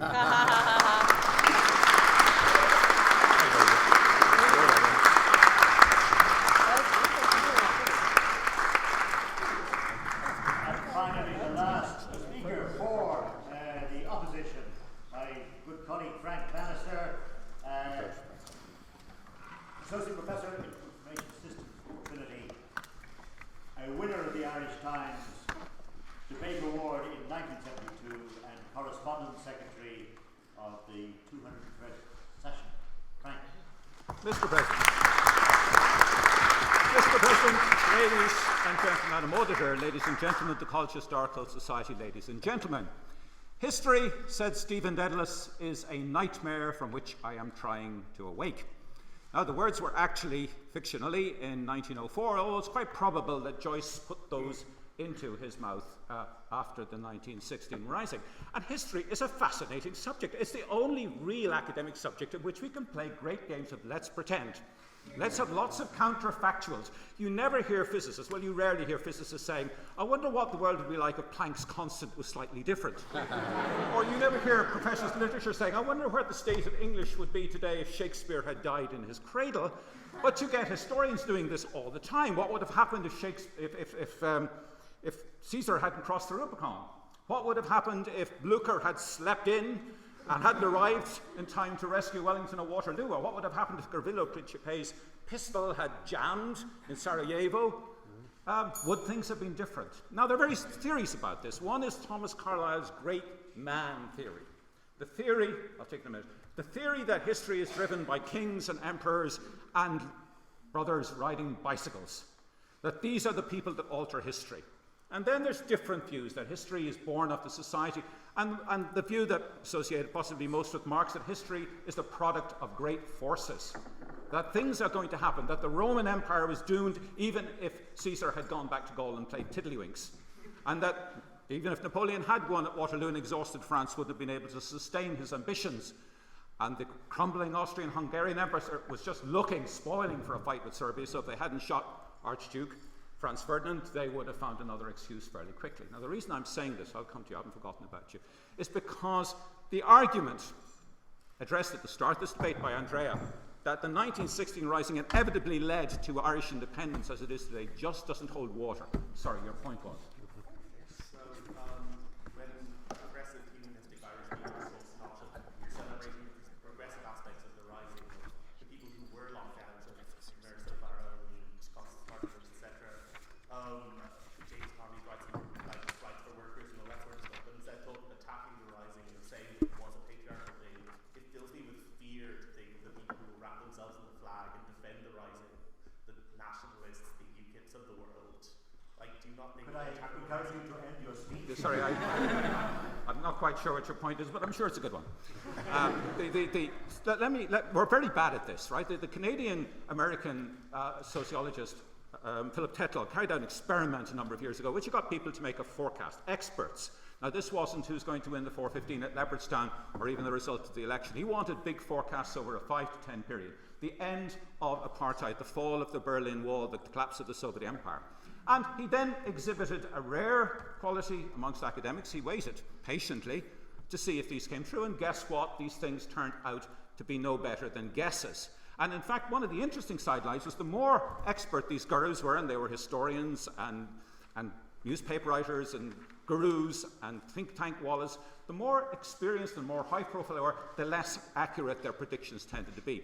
The physicist Edward Teller used to say there were 3 kinds of problems. Something was wrong, something was completely wrong, and something was not even wrong. And some of these predictions didn't even get into that third category. We're very bad at making predictions, even when we have all the information available. So how are we going to predict what would have happened in 1916, looking back through the filter of history and all of the burning of documents and selective memories that we have to look at this through? We just don't know. So what I'm saying to you is forget that argument. You cannot argue that we would not be here had 1916 not happened. We would never have achieved our sovereignty. I think we go back to what one of the opposing speakers, Brian Rose, says, and look at what this was at the time. What late Antonin Scalia would say originalism. Let's look at it in its context. And Brian said quite correctly, this was a bloodthirsty era. There were 250,000 people marching around with rifles in 1914. Not much of a repression by the British state, that you might add. And this fetishism of violence is what I have a problem with. It's when some group of people who are undemocratic, who don't represent a significant part of the population, get it into their head that they know something the rest of us do not do. Whether that something comes from God, whether it comes from Allah, whether it comes from Karl Marx, whether it comes from some Bronze Age document that entitles you to take the lands of other people, this is not right. It may have been the ethos, it may have been the Romantic period, but surely, ladies and gentlemen, surely we have moved beyond that. Surely we have got to a stage where we do not have to celebrate people who take other people's lives, because it's one thing to sacrifice yourself like Thing Quang Duc and burn yourself in Saigon. It's a different matter when other people die. And as has been pointed out, you start a firefight in the middle of a crowded city, innocent people are going to die. Some years ago I heard a lovely quote from a mother who said, "I would die for my husband, I would kill for my children."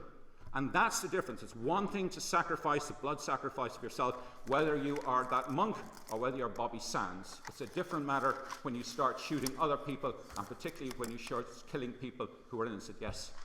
The alternative that we keep getting from opposition to 1960, to this blood sacrifice that you speak of, is not one of non-violence.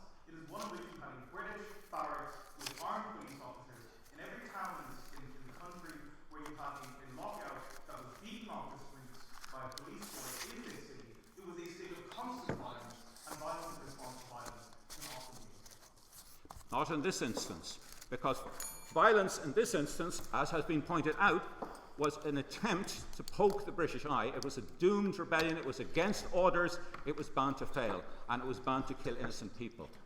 We have to move beyond.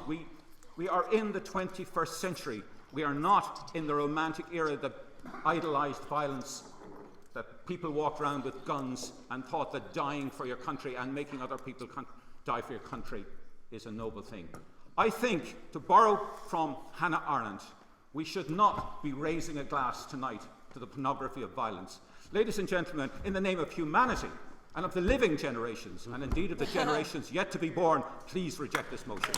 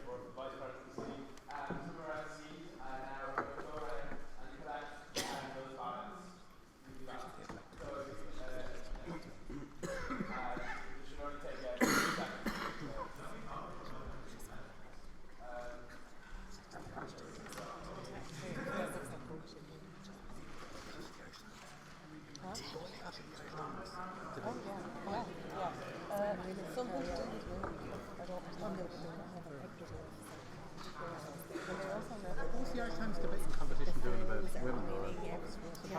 Well, I have one comment at this stage. Sure beats the leaders' debate.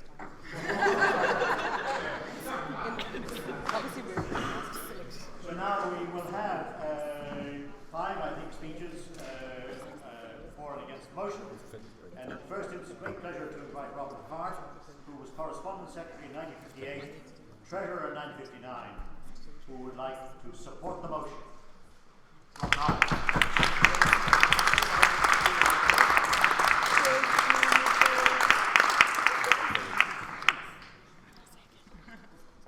Mr. Chairman, Madam Auditor, ladies and gentlemen of the College Historical Society, and I am with David Rose at how nice it is to see the Hist taken over by women.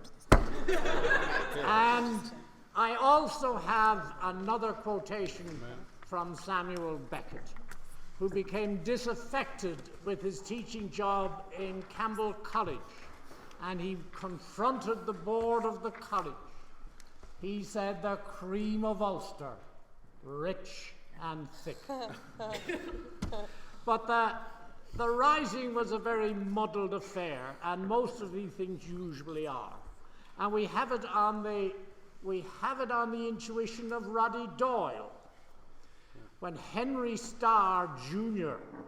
found himself inside the GPO, and he was in the Citizens' Army.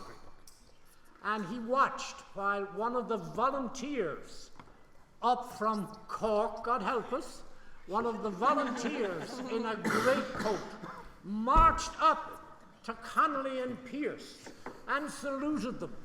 And he explained that he had found boxes of money in the back of the GPO.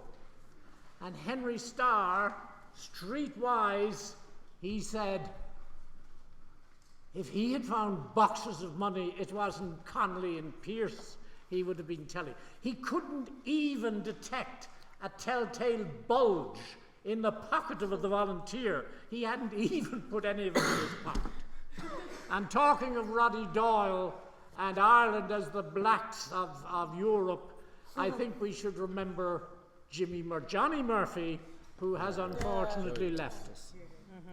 But the Rising, for probably most of the troubles that we blame on the Rising come from the Civil War. And it would have been more honest if the brave Fianna Fáilers and Sinn Féiners who waged civil war against Michael Collins, and instead of attacking Michael Collins at Béal na Blá, why didn't they invent the suicide vest and go up to the heavily armed Ulster border? Maybe we could have had a 32-county republic in then. But actually, with the help of Fingal and Dunleary Rathdown, we've probably got 32 counties down here anyway.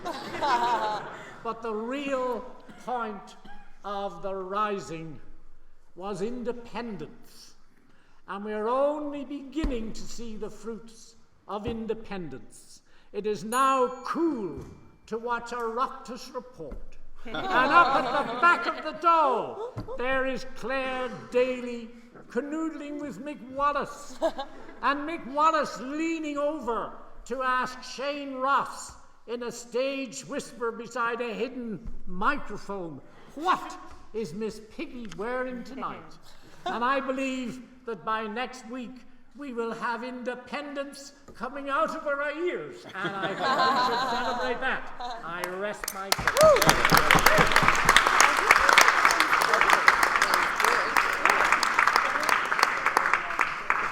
Now, Ursula Quill will oppose the motion. Ex-auditor. 240 seconds session.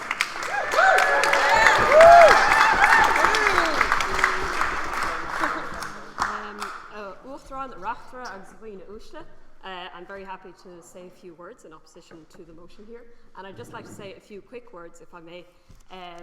This debate has been wonderful, and it's been great to see so many familiar faces and some unfamiliar faces, and I'd like to thank Adrian Langan, this debate was all his idea, so, and he thought it'd be great.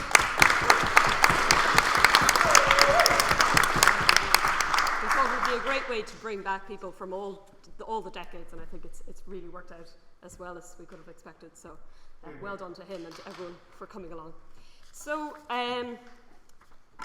yeah, I mean, it's been a very interesting debate, and I think it's worth clearing up a few things first. First of all, the idea that, you know, calling someone, saying there were loads of lesbians in 1916 was in some way dismissing them or saying, you know, first of all, that's very offensive. And second of all, there were brilliant women in 1916. Dr. Kathleen Lynn, Nurse Elizabeth O'Farrell, they were brilliant. Alice Stopper Rice, they were brilliant, incredible and very inspiring women. I think the point that we're trying to make is that we can't assume and be dishonest to ourselves that this was a time that was open, that was radical. There were a few radical people who naturally were drawn to a radical cause, but to assume that the people who wrote the proclamation thought that their lives were wonderful, that actually it wasn't just two women living in a house, two friends. You know, I mean, it is just dishonest, especially given that Roger Casement has been more or less airbrushed until very recently in history, and his own life story has been less well treated. So, you know, I think the point we're trying to make is that there's been a lot of. I just want to keep going because I think I have only about 3 minutes. So, I think we've heard a lot in the proposition, the kind of inevitableness that comes when we celebrate any history. The kind of it was inevitable that history was going to end up where it was today. Ireland today is a relatively open, free society, and so we want our founding myth to match up with where we are today. That isn't always the case, and so we're left with lots of discrepancies and paradoxes. I also wanted to touch on one of the kind of the paradoxes, I think, of nationalism, and I see it in a lot of the rise of nationalism across Europe at the moment. And you see it that actually all nationalism in every country is the same. All nationalism actually believes that their nation is worth fighting for and is wonderful and is worthy of bloodlust. And so, in a sense, I think the fact that the zeitgeist was this kind of bloodlust is the very reason why I, as actually somebody who wants an independent Ireland, who believes, who is an Irish speaker, who believes there's lots of wonderful things about Ireland, is wondering, why are we celebrating something which was actually just everybody else in Europe is doing something nationalist and sorry, Andrea. And it's almost anti-Irish in a sense. It's saying we're just doing what everybody else is doing. I mean, there's so much things we could touch on. The fact that the actual leader of the IRA, Owen O'Neill was tricked into agreeing to the rising, by the letter and the article. So, I mean, should we be celebrating people who fought while tricking their leader? Is that really a kind of leadership that we want to be putting forward? Also, the idea that we can empathise and stand in the shoes of people in the past without actually agreeing with them. We can empathise with them and say, look, I see where you're coming from, but I just don't agree with you. We have to look honestly into our hearts. I don't believe that the celebrations in the next month have been, I don't believe any kind of critical thinking has gone into them at all. And I really think it reflects very badly on unofficial Ireland, that no kind of thought has been put into how the flag is given out in schools, how we talk about it on our media. And so, I mean, I think not only do I oppose the motion, but I'm very disappointed in Ireland this year that we've come to a point where we don't know how to even remember it, let alone celebrate it. So I oppose the motion.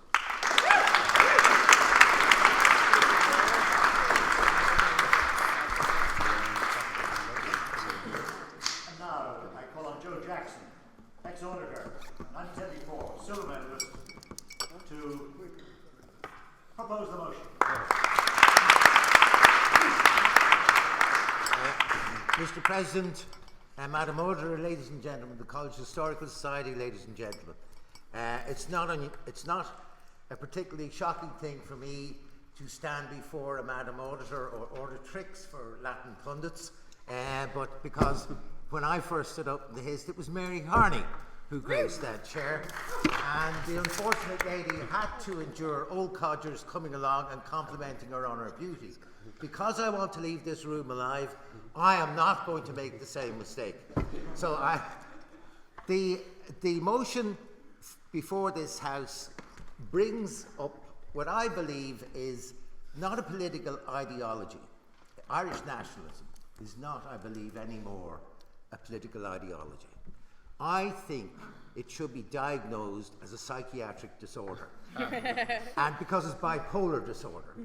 The Irish cannot make up their minds, or certain sections of them cannot make up their minds, whether they had any right to declare independence or not. Because it is remarkable that we're sitting in the Graduates Memorial Building.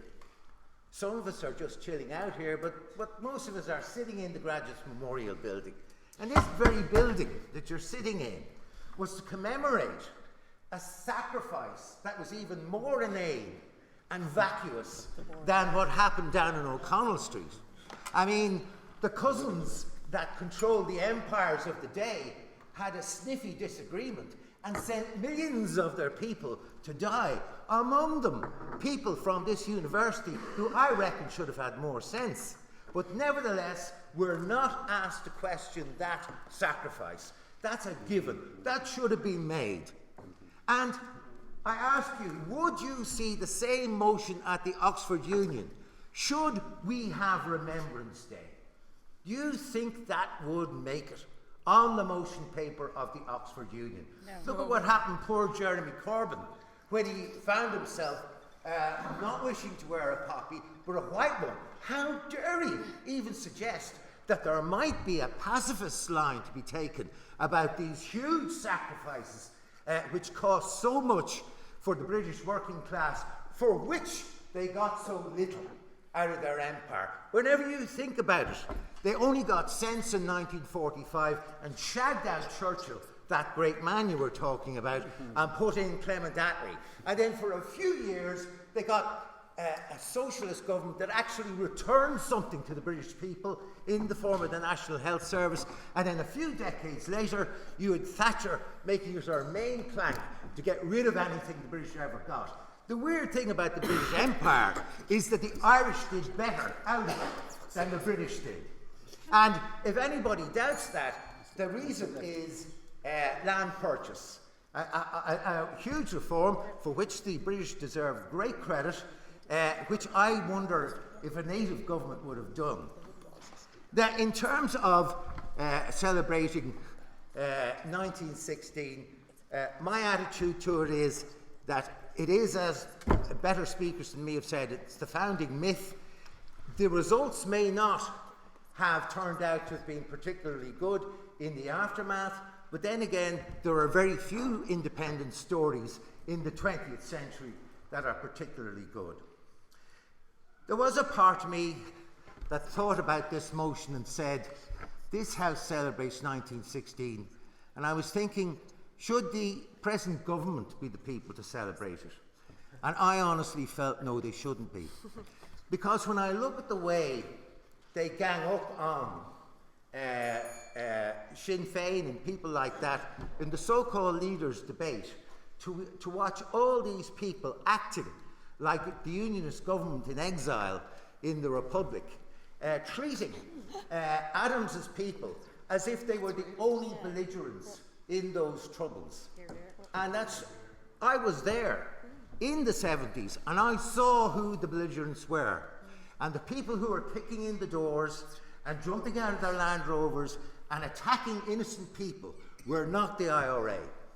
And the people who were going out assassinating nationalists on the basis that they were in a Catholic area and therefore they must be Catholics, and taking them to the Shankill Road and hanging them up and torturing them for days whilst they were alive, that was not the IRA either. And the idea of singling out any one actor in a conflict as being the only people responsible is, in my view, the height of immorality and the height of injustice. And my sense of justice rebels against it, because I know there is nobody in any conflict deserves to emerge from that conflict with the credit they would like to claim for themselves. They have all blood on their hands. They have all got guilty things to answer for. And it is certainly no morality at all to try and single out the Shinners as being the only people who have something to answer for. Hear, hear. Hear, hear.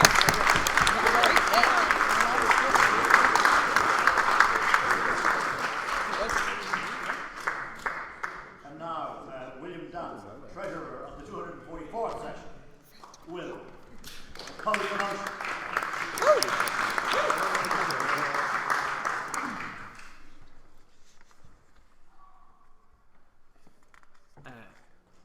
President, Madam Auditor, ladies and gentlemen. So, I'd like to talk a little bit just about the idea of a nation and all of that. And does this have much to do with it? Maybe it does, maybe it doesn't. We'll see. But before that, three quick things which I feel the other side have raised, which I'd like to clear up before heading into the substantive, as I believe the kids are calling it these days. First of all, just a quick correction to previous speakers, should we be having this debate at all? You know, the Corresponding Society, the Oxford Union, would never have such a debate as to question the value of people dying for their country. Except they did.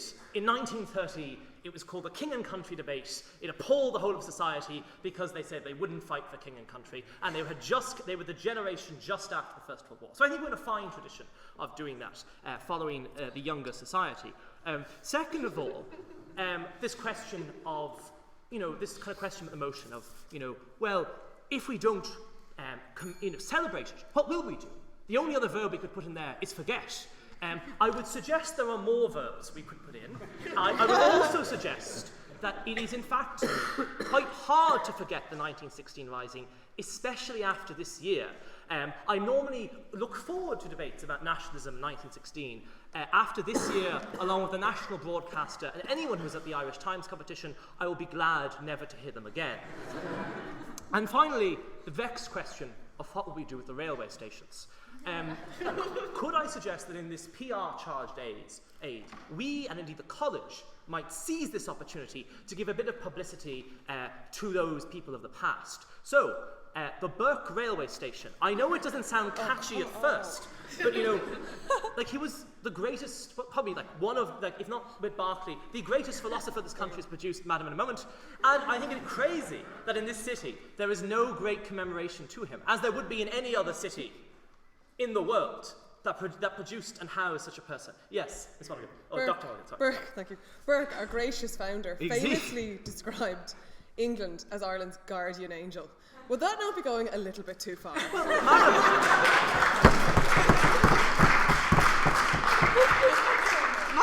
It might be, but I also have thought that, you know, like, as I think possibly your side rests on a little bit, the idea we don't have to totally agree with someone to commemorate them and to perhaps celebrate them. I mean, I don't know about you, but when I heard that quote from Pearce earlier, all I could think in my mind was, loon? Oh God, that's a loon. That must be a loon. I mean, I think normally, if we think of someone who goes forward and goes, okay, those people are going to die, there's no chance of success, but hopefully I'll change people. Like, when you hear about that in the modern age, it tends to be when people shoot up schools and things like that. And they leave similarly mad, like, writings about why they did it and the cleansing of blood. Now, I'm not saying that Pearce was equivalent. I'm just saying you can take quotes out of context and make people sound terrible. Now, I have to go on, ladies and gentlemen, because I won't go. But look, I would just say this, that it's an interesting point to note that while, yes, the proclamation did say you can cherish all the children of the nation equally, funnily enough, people can say things without them being true. Just as if I walk up to someone and show them a tricolour in Northern Ireland and say, oh look, you're here, you're in the orange. And they say, no, I'm not. I hate that flag, and I'm never joining a country that stands under it, despite being, you know, in some sense, an Irishman and woman. I don't think that they're wrong there. And I don't think it's a coincidence that in the 1916 proclamation, it referred to and implored on us this duty to have, nor indeed that it refers to not 700 years of oppression, but the past 300 years, i.e. since the time of the plantations, i.e. this wonderful period. Mr. Quill is nodding his head because he did originally make this observation to me. The 300 years since there was these other Irish people who we don't like because they have different ideas to us.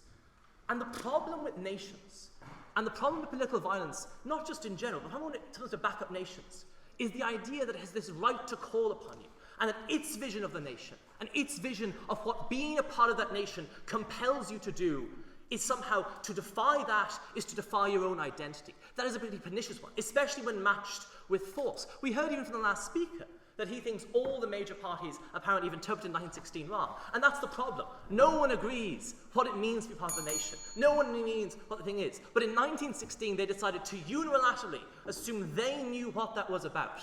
And ladies and gentlemen, I submit that has caused us enough trouble in the last 100 years, never mind the past 700. Thank you.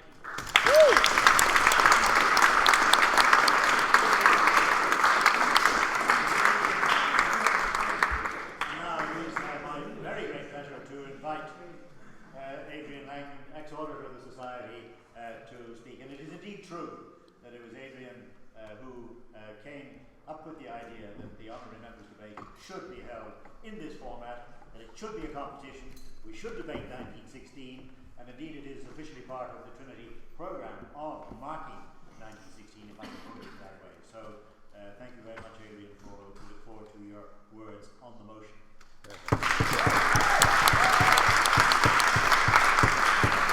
Mr. President, Madam Auditor, ladies and gentlemen of the College Historical Society, ladies and gentlemen, it's very easy to get praise, especially when others did all the work. So the people who did the work are here, especially there, and they deserve the credit. I have 2 minutes, I have 2 problems, and I have 2 things I want to say. The 2 problems. Once upon a time, I would have been on the other side of this argument, I think. And probably because of the arguments that were put forward by the other side. The 2 most compelling ones are that 1916 is based on a retrospective justification of violence, and that is problematic. The second is that civilians died and nobody asked them to do the sacrificing. Both of those things are the problems. 2 things, though, that probably explain why I'm on the proposition side. In 1916, and this is to address the problem of the retrospective justification of violence, which is a democratic problem. In 1916, the Irish people had consistently voted for 4 decades for its own form of self-determination known as Home Rule. It had been thwarted consistently.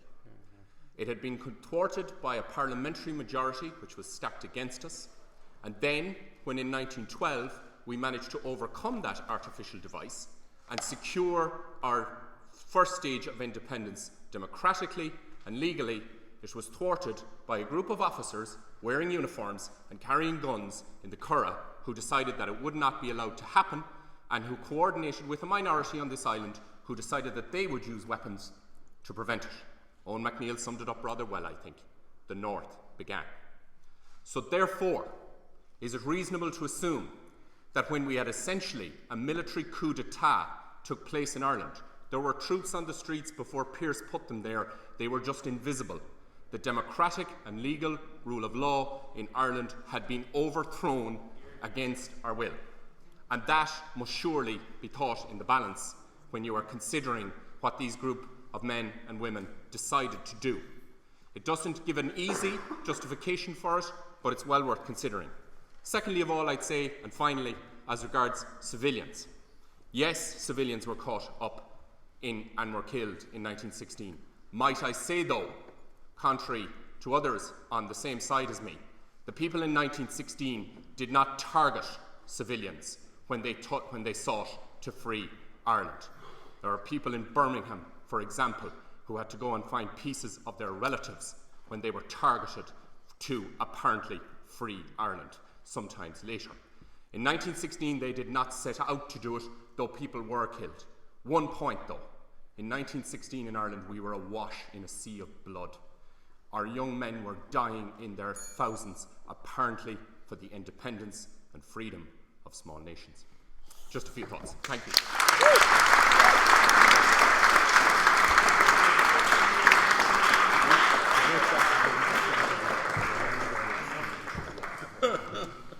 So, ladies and gentlemen, you have heard I think we all will agree, a superb debate. It is now my duty to ask you to vote. Those in favour of the motion that this House believes that the rising deserves to be celebrated, please say aye. Aye. Those against? No. Those have it.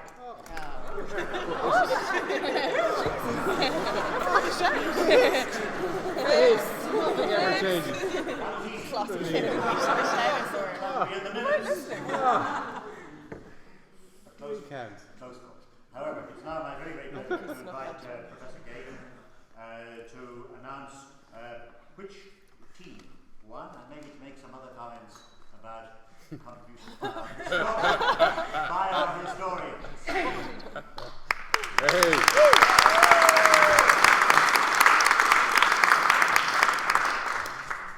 President of the College Historical Society, and may I also say Pro-Chancellor, our newest Pro-Chancellor. I think it's a great credit to the Society.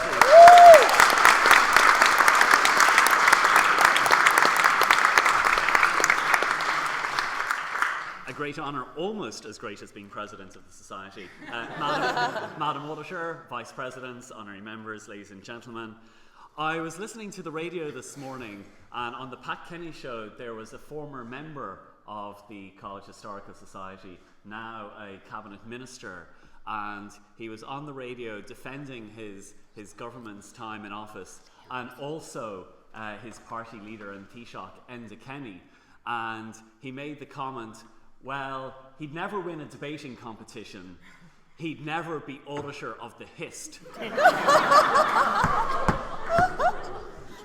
Leo Varadkar, for it was he.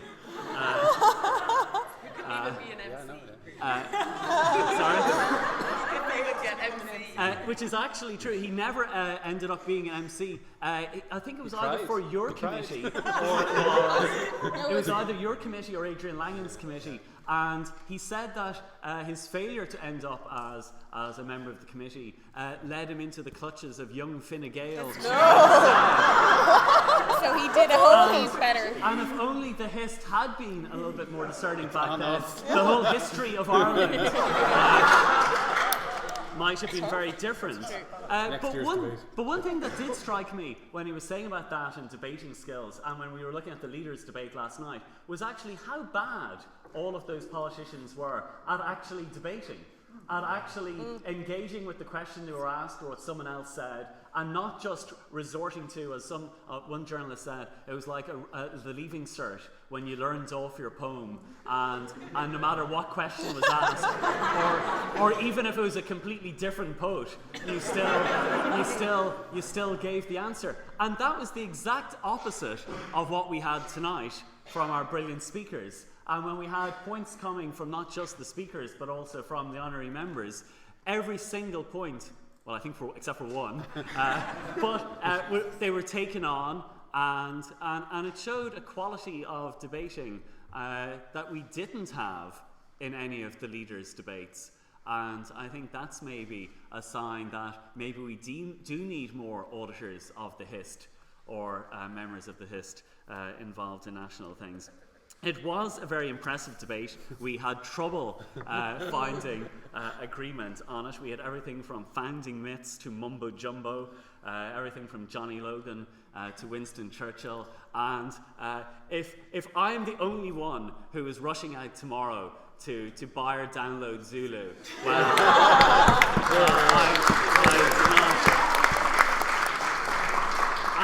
And we heard an awful lot about the destruction of Dublin and what happened during 1916. And of course, one of the great things that, of course, didn't happen in 1916, and thank God it didn't, was that Trinity was never taken. And there wasn't even an attempt by the rebels. Thomas MacDonagh is meant to have said that it would be an act of national self-destruction if Trinity was to be destroyed. MacDonagh actually almost ended up on the staff here. About 3 years earlier, he applied for the chair of English. That fell vacant, and amongst his referees he had Patrick Pearse and W.B. Yeats, and it was particularly generous of Yeats to write him a reference because Yeats had also applied for the job. And Trinity in its wisdom decided it didn't want MacDonagh, it didn't want Yeats, and it appointed someone whose name I genuinely don't remember. Which was actually a pity. We do have a few connections with the 1916 leaders. Pearse, of course, himself had studied here briefly in 1900 when he was doing his law exams, but he left because he found the place didn't really agree with his political ideas. But during Easter week, all of the gossip in middle-class Dublin was that Pearse's real ambition was not to be President of Ireland, but Provost of Trinity, and that the whole thing had been engineered for that. What a lot of people don't know is that Eamon de Valera is also an alumnus of Trinity, and he studied, he never graduated. I think technically an alumnus in at least the way Trinity has it now defined for fundraising, is that Oscar Wilde is an alumnus, and so is Robert Emmet, and so is but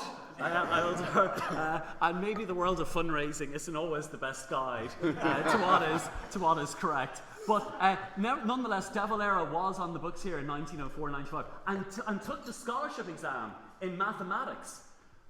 And Ewan O'Halpin in my department actually took out his results recently to go over his papers and see how he did and calculate it all up. And you know the way you need to get a first overall to get a Schol? Eamon de Valera got 10.6%. Today we would round that up to 11%. But sadly, he just missed out. And a future provost of the university, Bernard, said that the whole course of Irish history was because De Valera felt inferior and insecure because he hadn't made it as an academic, and so that he was determined to prove it in other ways. During Easter week, a student who took part in the defence of the college was the record secretary of the HIST, T.C. Kingsmill Moore. He went on to become auditor of the society a few years later, and he wrote afterwards in the student journal, TCD Miscellany, the first issue published after the Rising, about what a dreadful thing it had been being forced to take up arms against your fellow countrymen. He said that Trinity had played a worthy, if an unacceptable part, and yet he recognised that it was the only part it could have taken. And it was, I think, an interesting reflection on the challenges and the choices that faced people and the difficulty that was there. And of course, he went on to become a very distinguished senator, a Supreme Court judge, a leading figure in the Ireland of the 20th century, and I suppose could not have but been shaped by his experiences during that time. Which brings us to the results. We found this very difficult. We decided we're going to rule out a team straight away, but we did decide to give them an award for pure oratory and for pure entertainment. And I have to say, if it had been up to the one historian on the panel, who would not have minded a digression from history into other kinds of art forms, but I think in a way quite ingeniously still brought it back to history and showed a deep and profound knowledge of the actual history. Not everyone was being stated, but I have to say a special award to the team of Paul Gleeson and Johnson.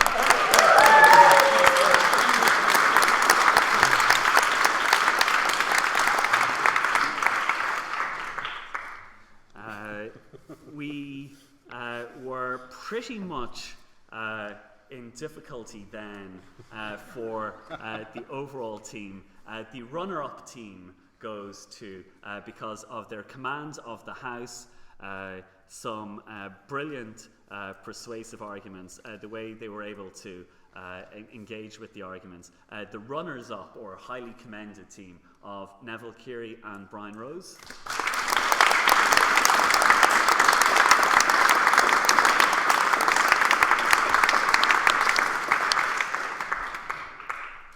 But the winners for their passion, their oratory, their engagement, the way they controlled not just the room but also the questions when it came to points of information and so on, their command of the subject, their use of humour, the winning team is the team opposing the motion of Kate Brady.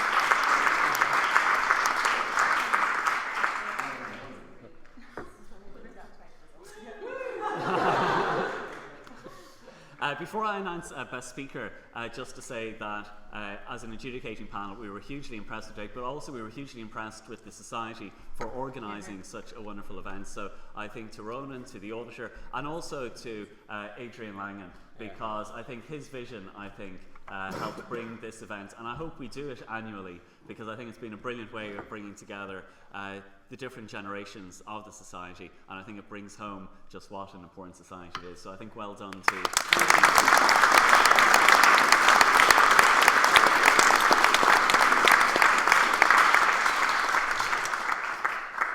For Best Speaker or Best Individual who was not on a team or so on, but we decided to highly commend Sean Moran for an excellent speech.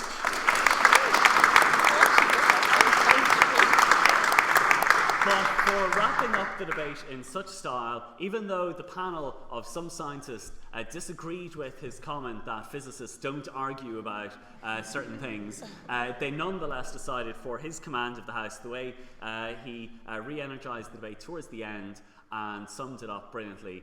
Best Speaker goes to Frank Bannister.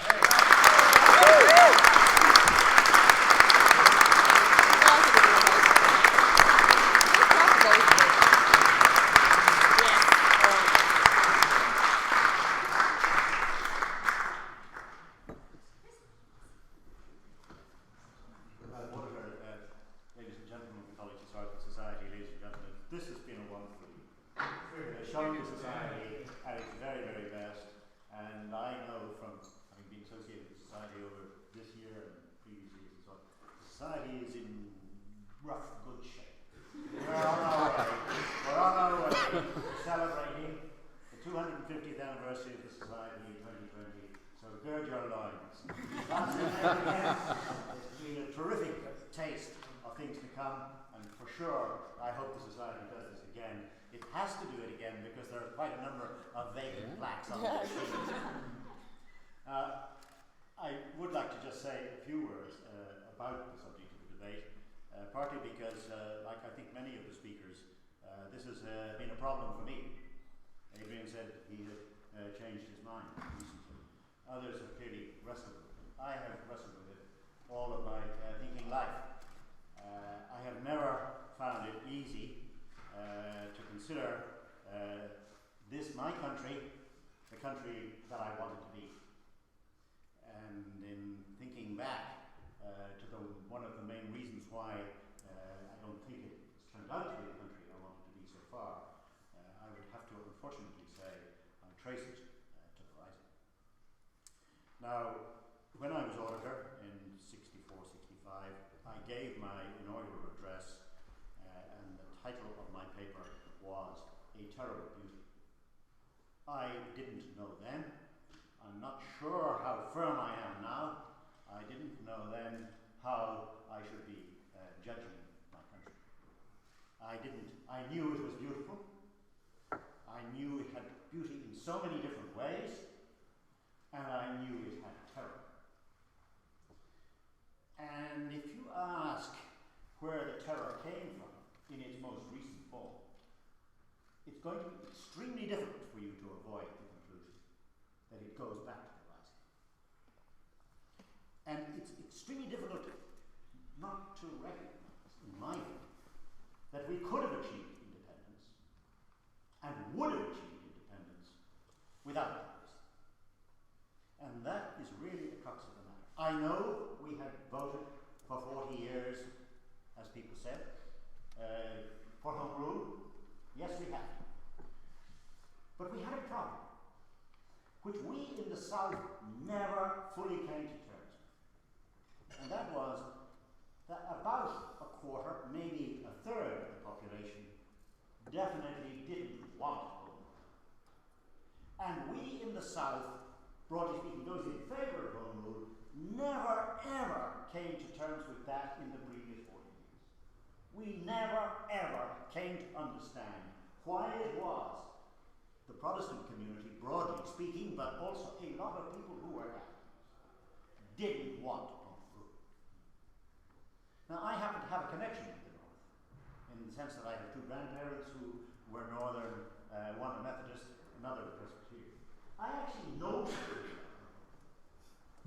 most people in the south of Ireland, and there are going to be exceptions here tonight, most people don't understand Northern Presbyterians. You don't have a clue.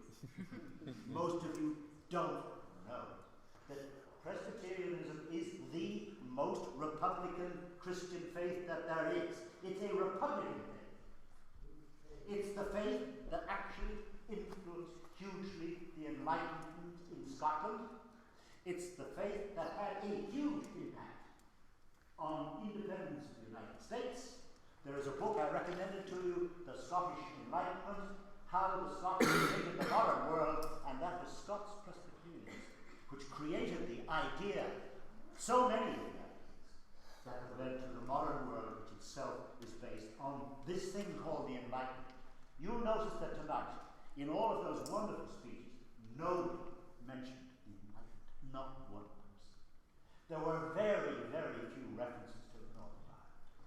Hardly any. Hardly any. So we had to come to terms with the fact that is, we, broadly speaking, those of us who wanted home rule, who wanted a form of independence, we simply couldn't understand that there was a very large number of people who didn't want it. How was that to be accommodated? We never thought it through. We never thought of anything else except the whole island having home rule. That's all we could think of.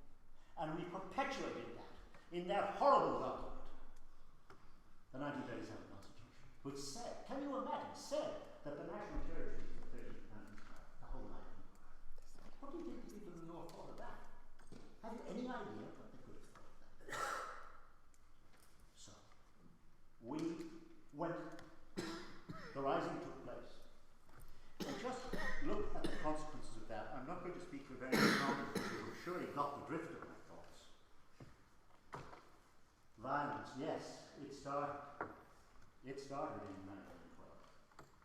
It was not all on one side. The blood was certainly not all on one side. And I really appreciated Brian Rose's description of the zeitgeist at the time. It was a period of violence. Yes, it was. But our years of violence from 1916 to the present day, 100 years, for 65 of those years we've been killing each other.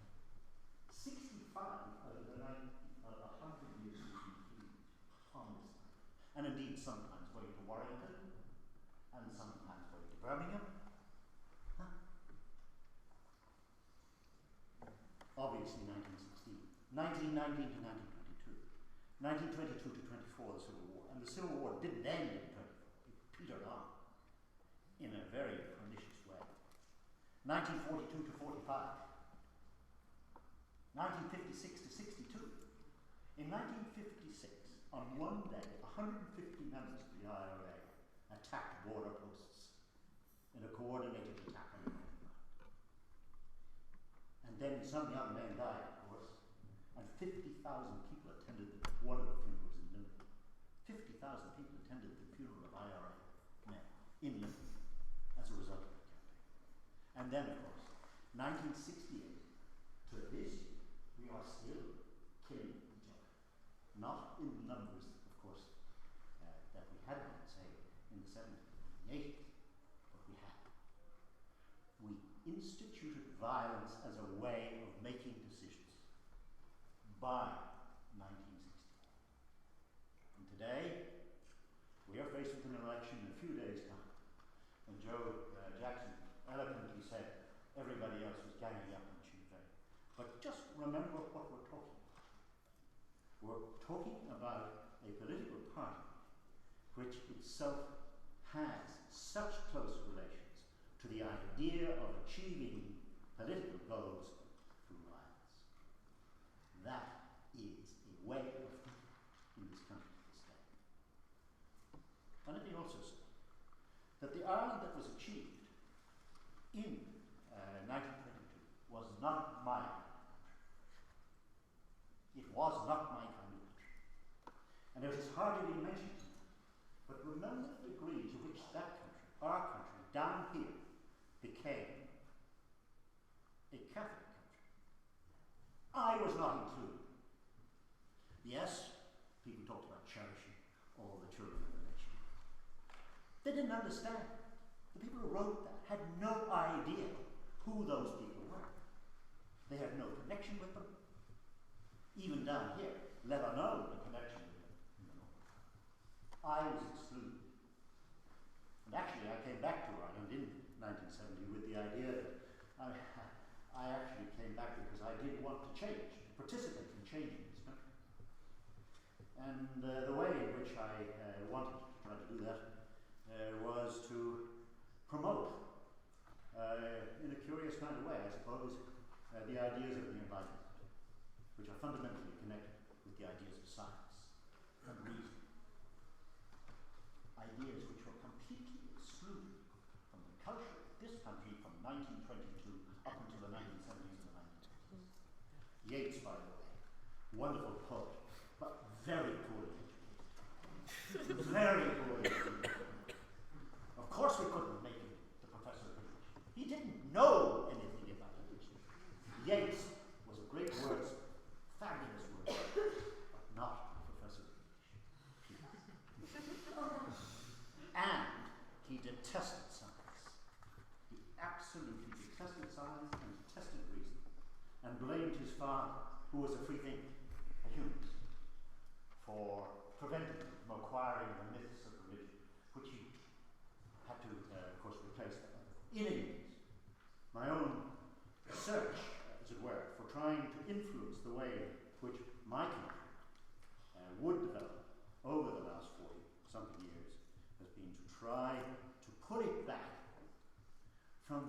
horrible idea, two horrible ideas. Sinn Féin, ourselves alone. Imagine the idea, ourselves alone. What an awful idea. And the zeitgeist of the people who took over the country, that our future was our past, and that was referred to by some of the schools. Our future was our past. We didn't want to be part of the modern, cosmopolitan European world. We did our very best to stay out of it as long as we possibly could. And that was not my country. Fortunately, we have changed. And changed steadily and slowly. And I am so proud of what has been achieved. So wonderfully proud of what has been achieved in recent years. Which to me is an indication of the people we should be celebrating. Daniel O'Connell would be one. A man of the Enlightenment. A man who detested anti-Semitism. A man who detested slavery. And the great orator of this society, Thomas Davis. Educate that you may be free. We actually set out in 1922 to suppress the ordinary, genuine, broad education of our people by instituting a kind of education based solidly on a particular kind of religion which could not make us free, in my mind. Now, things are different. And I feel very much more at home, and nowhere more so at home. Thank you. Thank you.